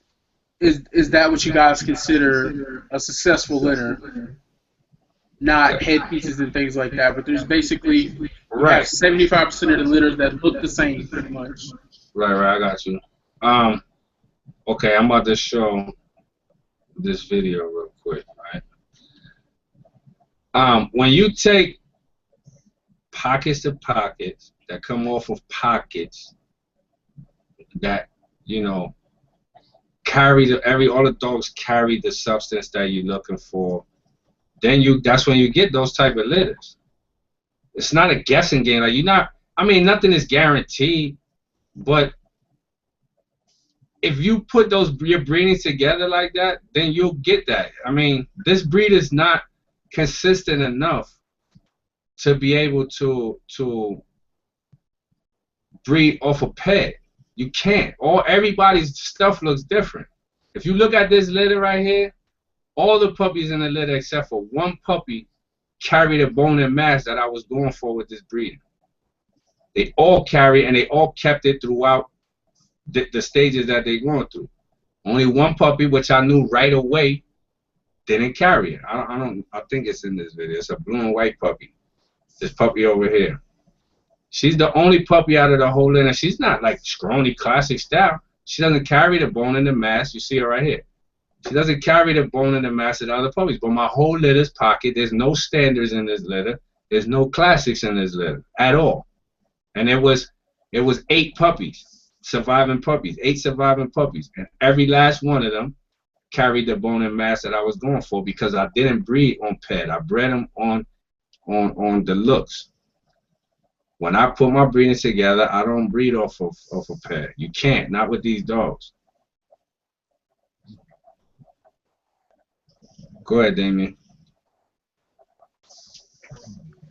Okay. Next question we have. It says, I know that no one should ever restrict anyone from loving a breed, but I do think there's a lot of conflict that goes unresolved when you allow judges to show at different shows than they judge at.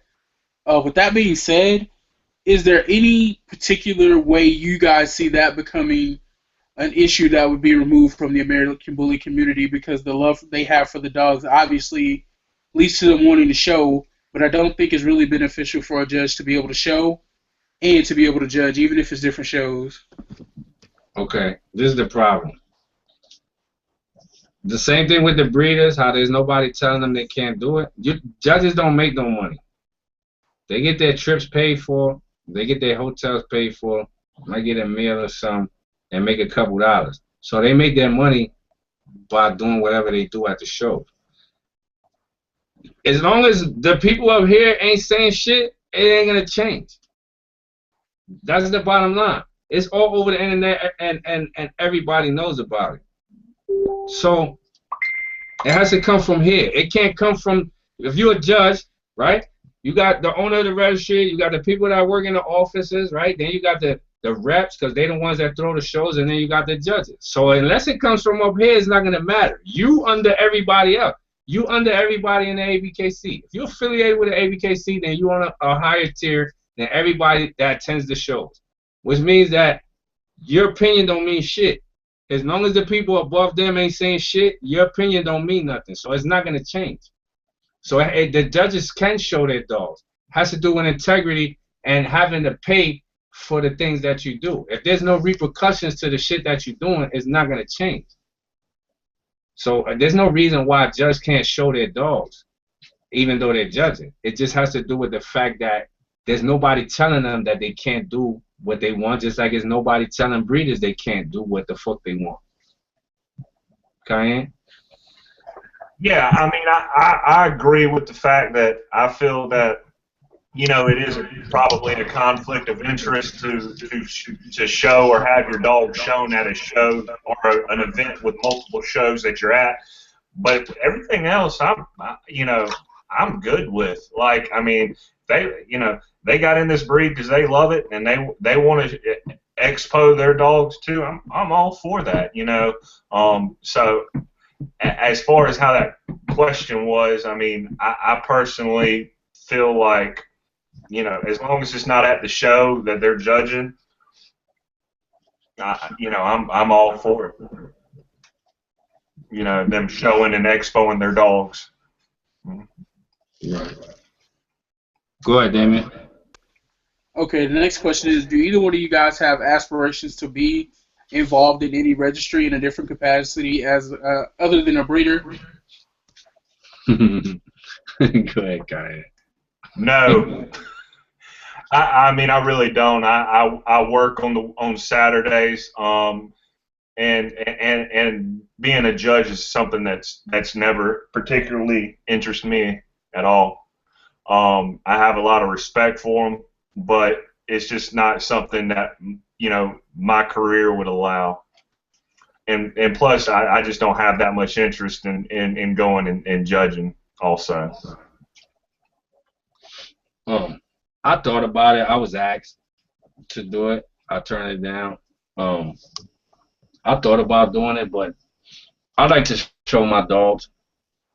And I watch how petty the people in our community are, and how they find and make something out of nothing all the time. So to me, it's not worth the headache. For me, liking to do my shows and breeding, and to have to hear the constant crying and, oh, but the only reason that happened is because it is, I'd rather just not even do it. It's more important to me and enjoyable to me to do my breedings and just do what I'm doing than to be in the ring judging other people's dogs with all of the drama and the nonsense that comes along with it. I don't even got time for it, especially when there's no money in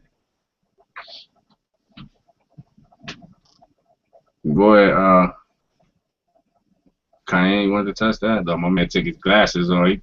He turned into Caillou. He went from Cayenne to Caillou. Nah, I mean, like I said earlier, I've just never had a personal interest in doing it. I mean, there ain't much more to it than that. It's just not something that I've ever really been intrigued by doing.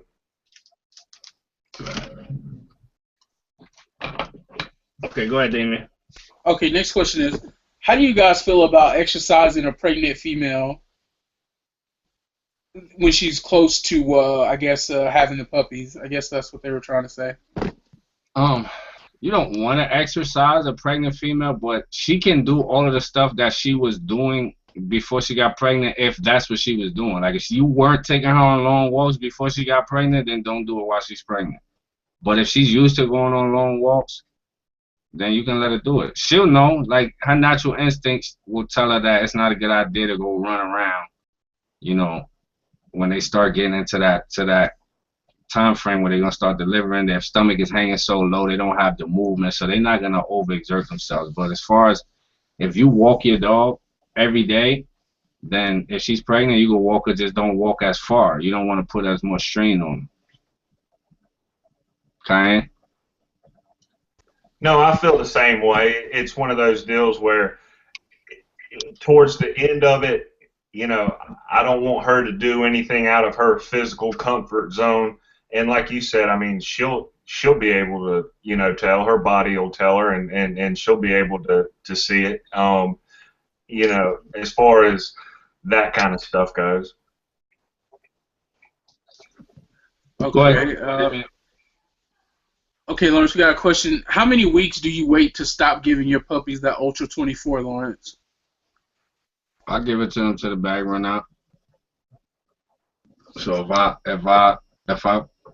buy a bag for my pregnant females, some of my females won't drink it, but I buy a bag for my pregnant females, and then when the puppies are born, probably around then I'll buy another bag.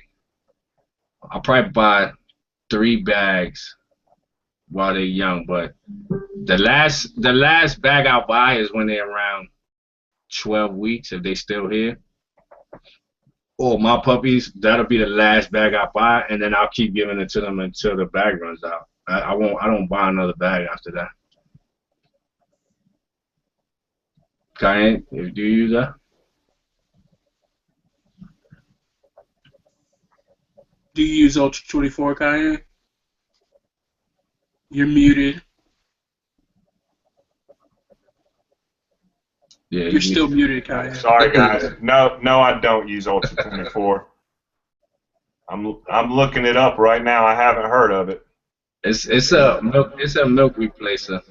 Oh, is it? Let's see, because you didn't put it on the screen. Damn it, the logo is the only one. Okay. Sorry, Brandy. Yeah, it's a milk replacer. It's like 1 grade under like the best milk they make as far as like what we can get on a regular basis. It keeps the weight on the puppies real nice. I make that. Like my puppies, I don't feed my puppies puppy food.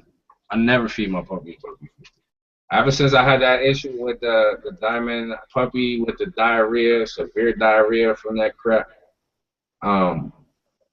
they eat what my dogs eat. Because if you think about it, right, when a mother has a litter, she leaves the litter and she goes look for food. She eats the food, she comes back, and she throws the food up. So they eat the same thing their mother eats. They don't eat puppy food. They don't. She doesn't look for specific things to eat for her puppies. Whatever she eats, they eat. It's just chewed up and half processed when she throws it up. So it's the same thing when you put it in a blender. I blend my food and thicken it out up until as they get older.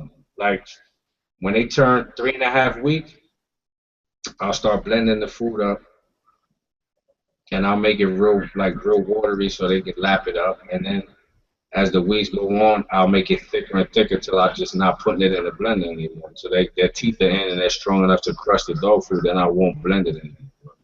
My puppies eat the same thing that those eat. Go ahead, Damien. Okay, next question is, how do you feel? That's not a real word. Sorry, hold on. I should have pre-read the question. Don't be making up words. All right, let's see. Okay, I think they're trying to say, with the pocket class, how do you guys feel about the dogs hanging so low to the ground? Are there any health concerns or health risks for them being so low to the ground, always dragging on the ground?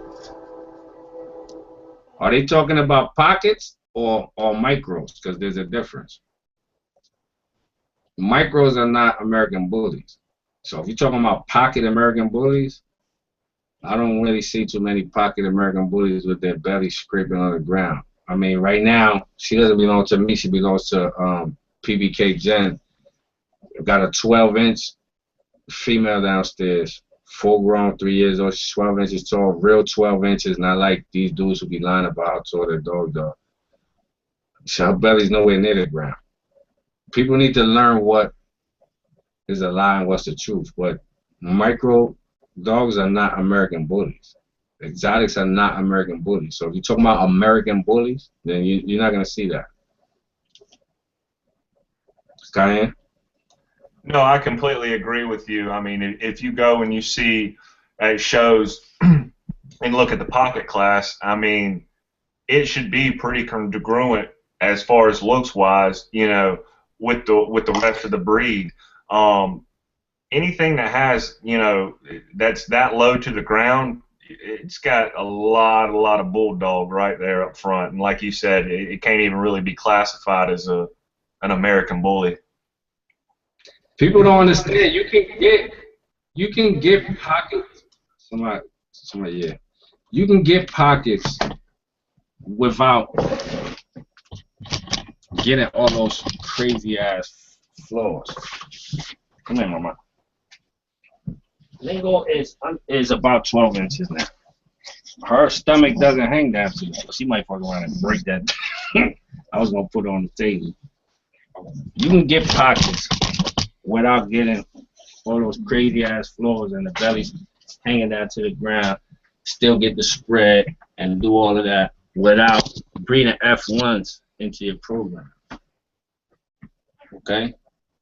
Full chest, drop, bone, right? And she's pocket. She's low to the ground. She's sitting down right now, but her belly's nowhere near the ground. And she's not even 13 inches. She's 7 months old, almost 8 months old. You know what I'm saying? So you can get pockets without getting all those crazy ass flaws. It's that they want those smashed faces, and the only way you can get it is breeding to an F1.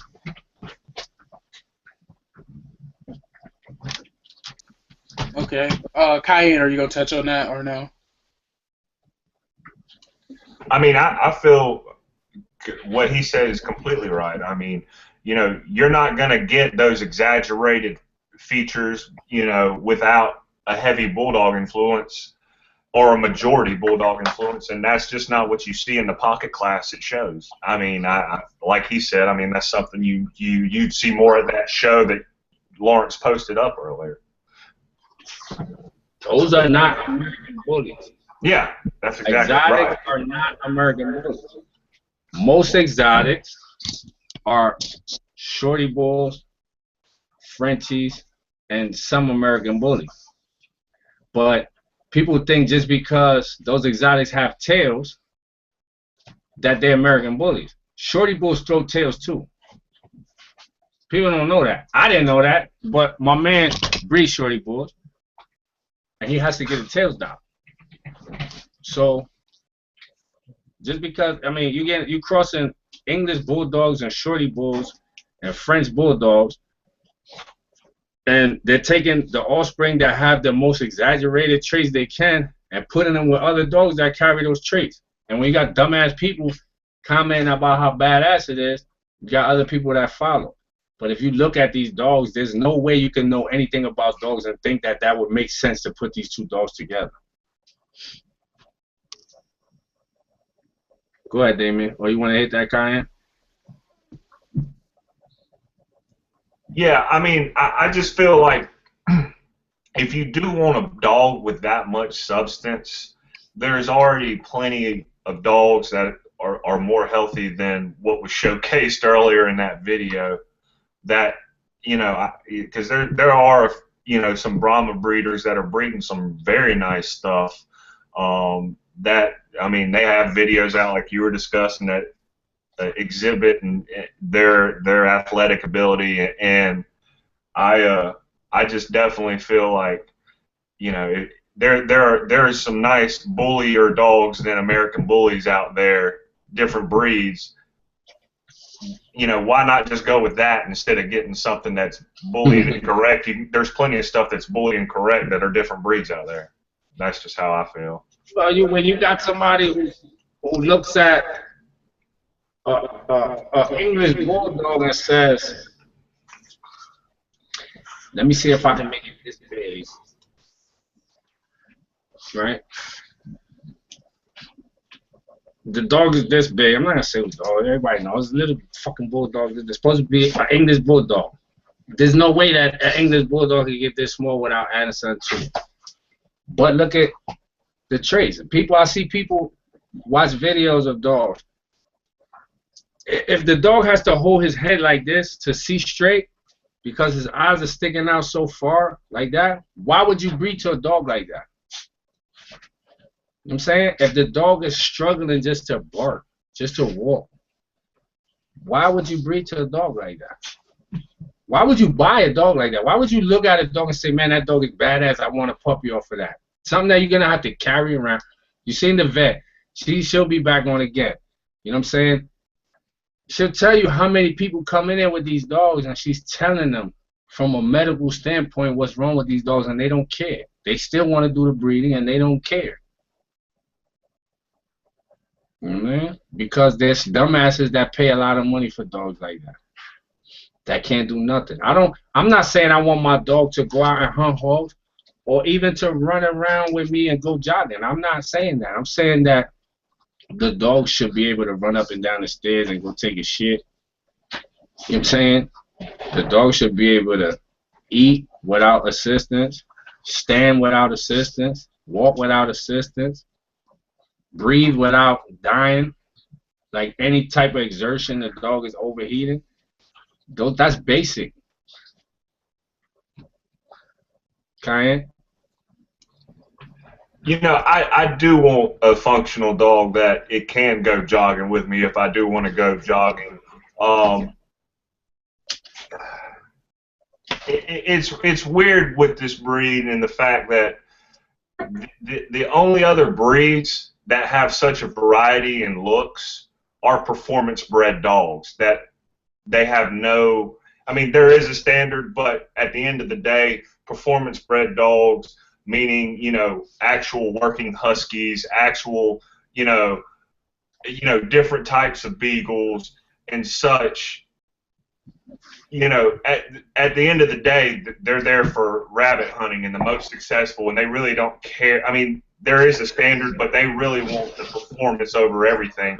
So it's weird to have a companion breed that has, you know, such variation in it, that's not really bred or not at all bred for performance, but more as a companion breed, in my opinion. So I think the American Bully is unique in that sense. You know, hog hunting. I mean, I've heard of some dogs that are bullied that have, but I think Henshaw breeds dogs that have the ability to do that. Huh? Henshaw is one of the breeders that his dogs, if you wanted them to, they could do that. Yeah. So yeah. So it depends on what you want, but the bottom line is you can't expect. I mean, overall, this breed is not built for that. You know what I mean? No, you're right. The chest is too big. The bone's too thick. Like you need heavyweight fighters, heavyweight boxers. They don't fight as long as the lighter fighters. The rounds are shorter. You know what I'm saying, and all that. Like the bigger the guys are, the shorter the fight is, because they the more mass you carry, the more oxygen your body requires. So these dogs are not built to run around. You need something that is taller and more lean, with better wind, than a lot of what the breed standard, in my opinion, says for. I mean, otherwise, I've got plenty of friends down here that go hog hunting, and you know, they might do a little bit of hog hunting with bullies, but I don't know anybody that uses them just for their main source of hog hunting. They usually got pits. They got pit mixed with American Bulldog. They've got something that they hunt in stages. So they send certain dogs out first, and then they tire the forest out. You have bay dogs. You have all kinds of stuff, you know, and which bay dogs are usually curs. But you know, as far as the American Bully, I don't think that they would be a great dog to have across an open field chasing a hog. You know what I mean? I think it'd be more of a closed court, you know, in a denser area. I definitely don't think the majority of them are built for that. Maybe some of the XLs, because like you said, they're a little different as far as some of their stuff, but you know, they might even be a little too tall to go through some of the brush. Mm-hmm. All right, we're going to do one more, and then we're going to wrap it up. Go ahead, Damien.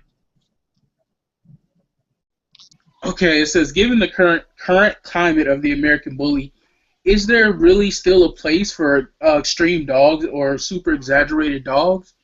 Because the more you shrink them down, the more they're going to eventually, I guess, thin up is, I guess, the word they want to use.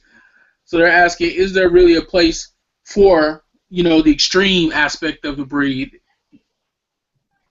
You can, just because you shrink the dogs down don't mean they're going to lose substance. Look at Phantom. Phantom is under 14 inches, and look how much body he carries. Just because you shrink them down don't mean they're going to lose mass. you can get the exaggerated traits. It's just what exaggerated traits are you going for? If you want spread, it's not going to come from turning the legs like this. It's going to come from breeding dogs with wide chests. So when you stack the dog, it's coming straight down from the shoulders. It's not pull it apart and like this, and you see that rip through the middle of the chest like that because you're stretching the legs out so far. You know what I mean? It depends on what exaggerated traits you're looking for. If you're looking for bone and spread and mass, you're not going to lose that just because you shrink the dogs down. You know what I'm saying? Like, I didn't produce Phantom. My ex-partner produced Phantom. But come here, boy. He don't like getting picked up, so he might go wild out. Come on, boss. You know what I'm saying? He's under 14 inches. You know what I'm saying? He don't like getting picked up. He's under 14 inches. You know what I'm saying? Boss. Move, boss.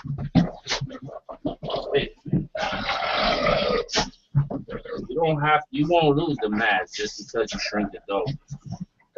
You know what I mean? He's, like I said, he's really under 14 inches. So all them dudes that's talking about their dogs is 14 and a half inches. This dog is under 14 inches. Those dogs are way bigger than us.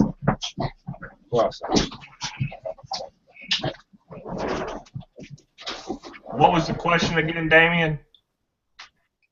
Is there really still a place for the extreme dogs now that everybody's going towards more of the pocket shrunken dogs? Because as the dogs shrink, seems like they get thinner.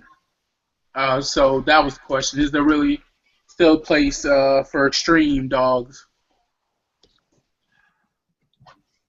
I mean, I'm not going to sit here and say if I feel like there's a place or not. I feel like the American Bully was supposed to be an exaggerated, in the beginning, it was supposed to be the exaggerated version of a UKC dog, you know, with a couple other different breeds. You know, to say, do I feel that when you shrink it down, does it compromise the mass and the? I don't necessarily agree with that. Like Lawrence once again just said, I feel like, you know, if you do it right, I mean, you're not going to lose the substance and the mass and the bone in the dogs. I can't think of any extreme dogs right now that are pocket, but I can't think of any right now. They're out there. They're definitely out there. There's a lot of people, like I said, when you concentrate only on one feature, that's why you lose your mass. When you all right, if you're trying to build a pocket program, you want to do it with those that are not related, but come off of pockets that come off of pockets that come off of pockets. When you put those dogs together, you produce in pockets. You don't just start inbreeding right away on your blood, because that's why you lose the mass. You concentrate on trying to lock this pocket gene in, and you're doing your inbreeding, but you're going to lose your mass because all you're doing is trying to lock in the size of the dog. You're going to lock in the size of the dog without inbreeding, while taking pockets to pockets. You know what I mean? I got so many dogs I can't remember their damn name. Lingo is the height that she is because her father's a pocket, his mother and father's a pocket,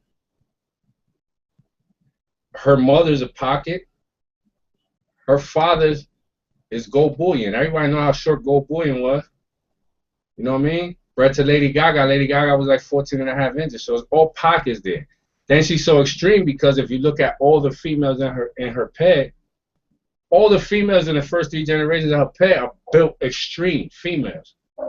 So all my females in the litter came out like that. All of them, except for that blue and white female.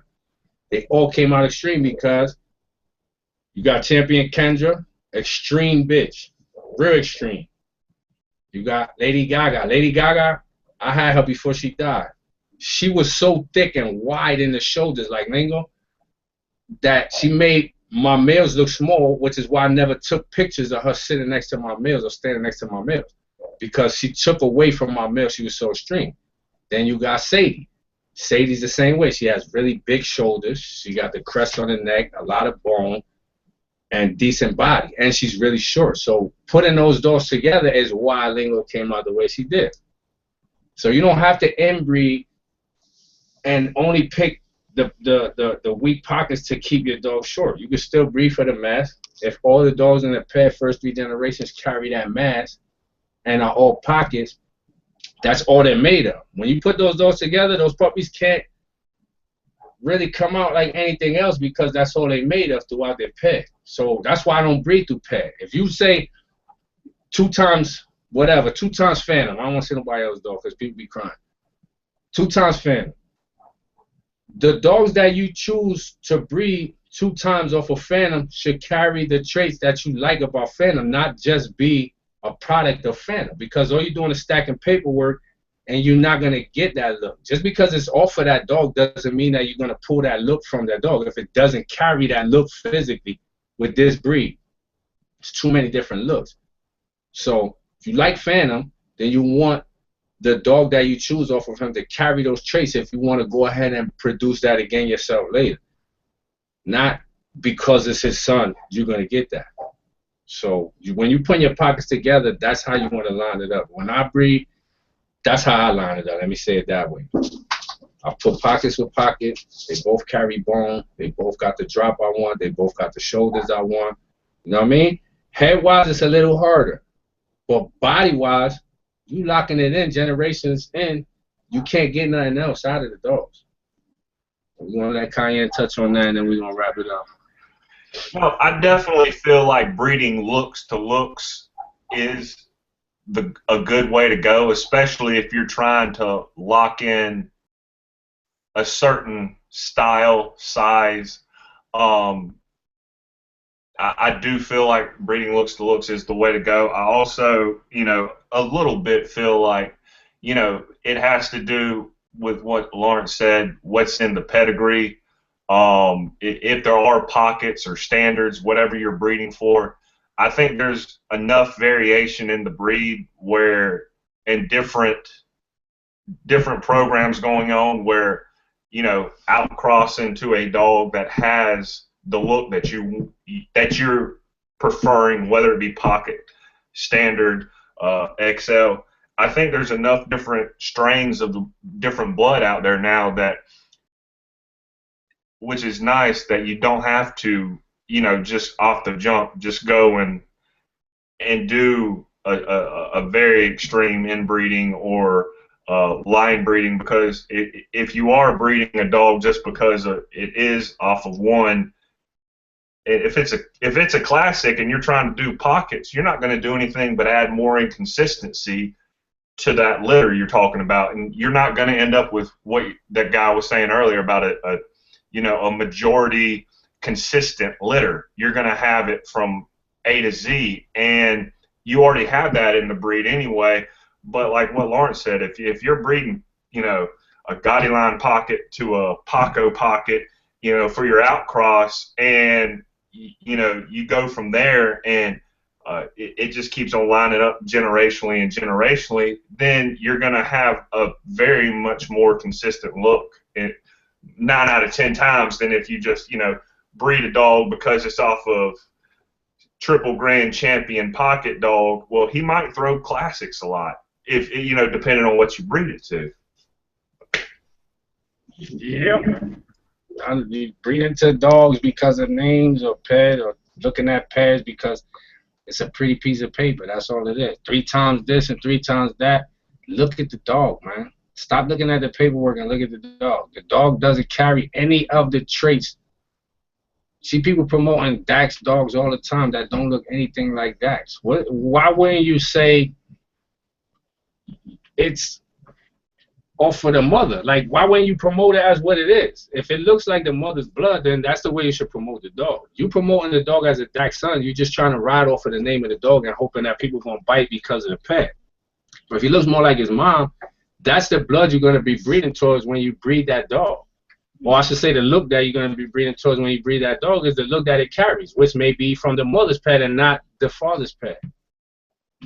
So that's why you see all of this. And then you see people, Oh, I want to add bone to my program and I want to shrink my dogs down.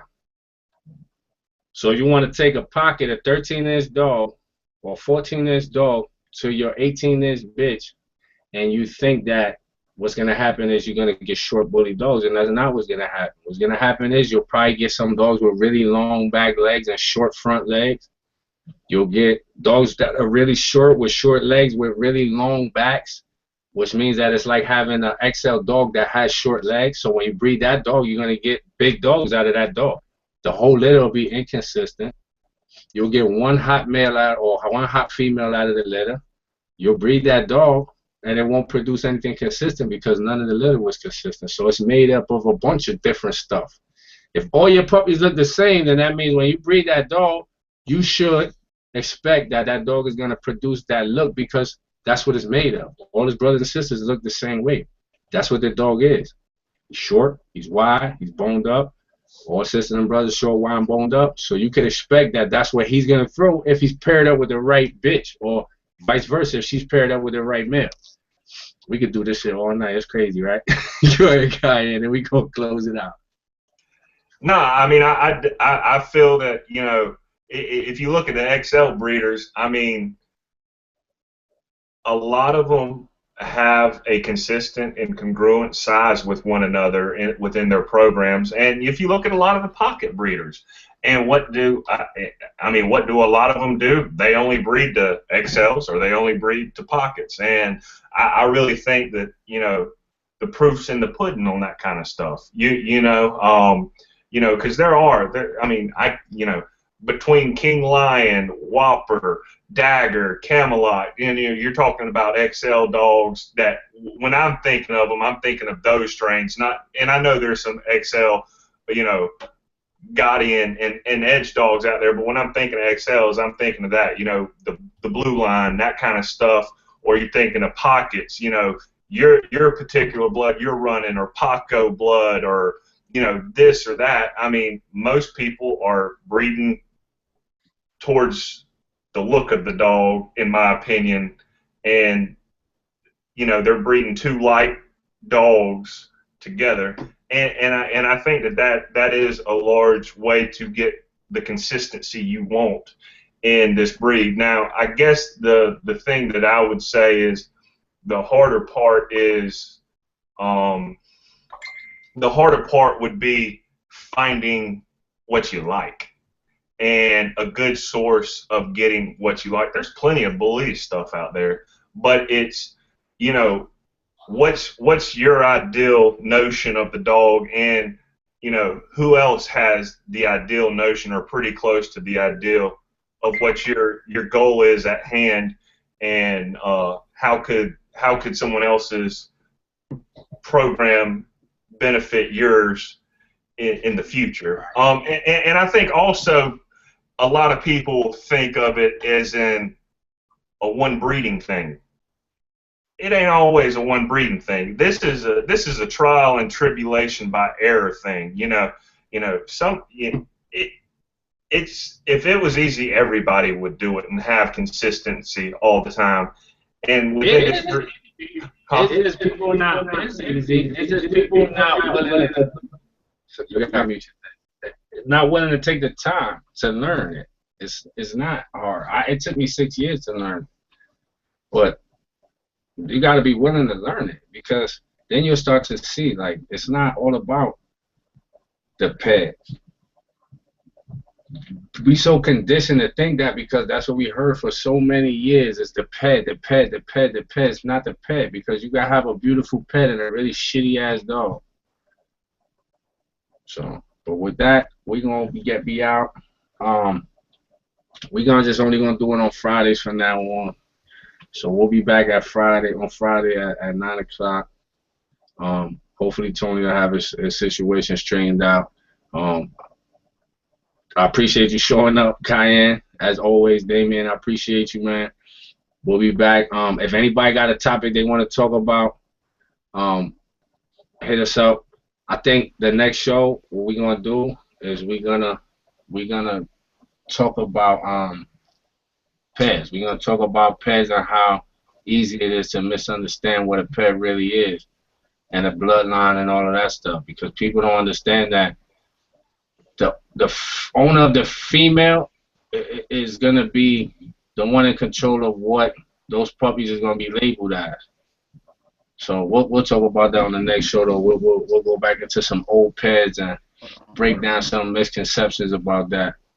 So everybody, man, that tuned in, we appreciate y'all, man. We'll see y'all again next Friday. Hopefully Tony will be on. Hopefully the doc will be on. So if you got any questions for the doc, she'll probably be on next Friday. She said she had a lot of people at her house, so she couldn't get on. Appreciate y'all, man. Anybody want to get on, hit me up. Send me your email address, and we'll see y'all next Friday.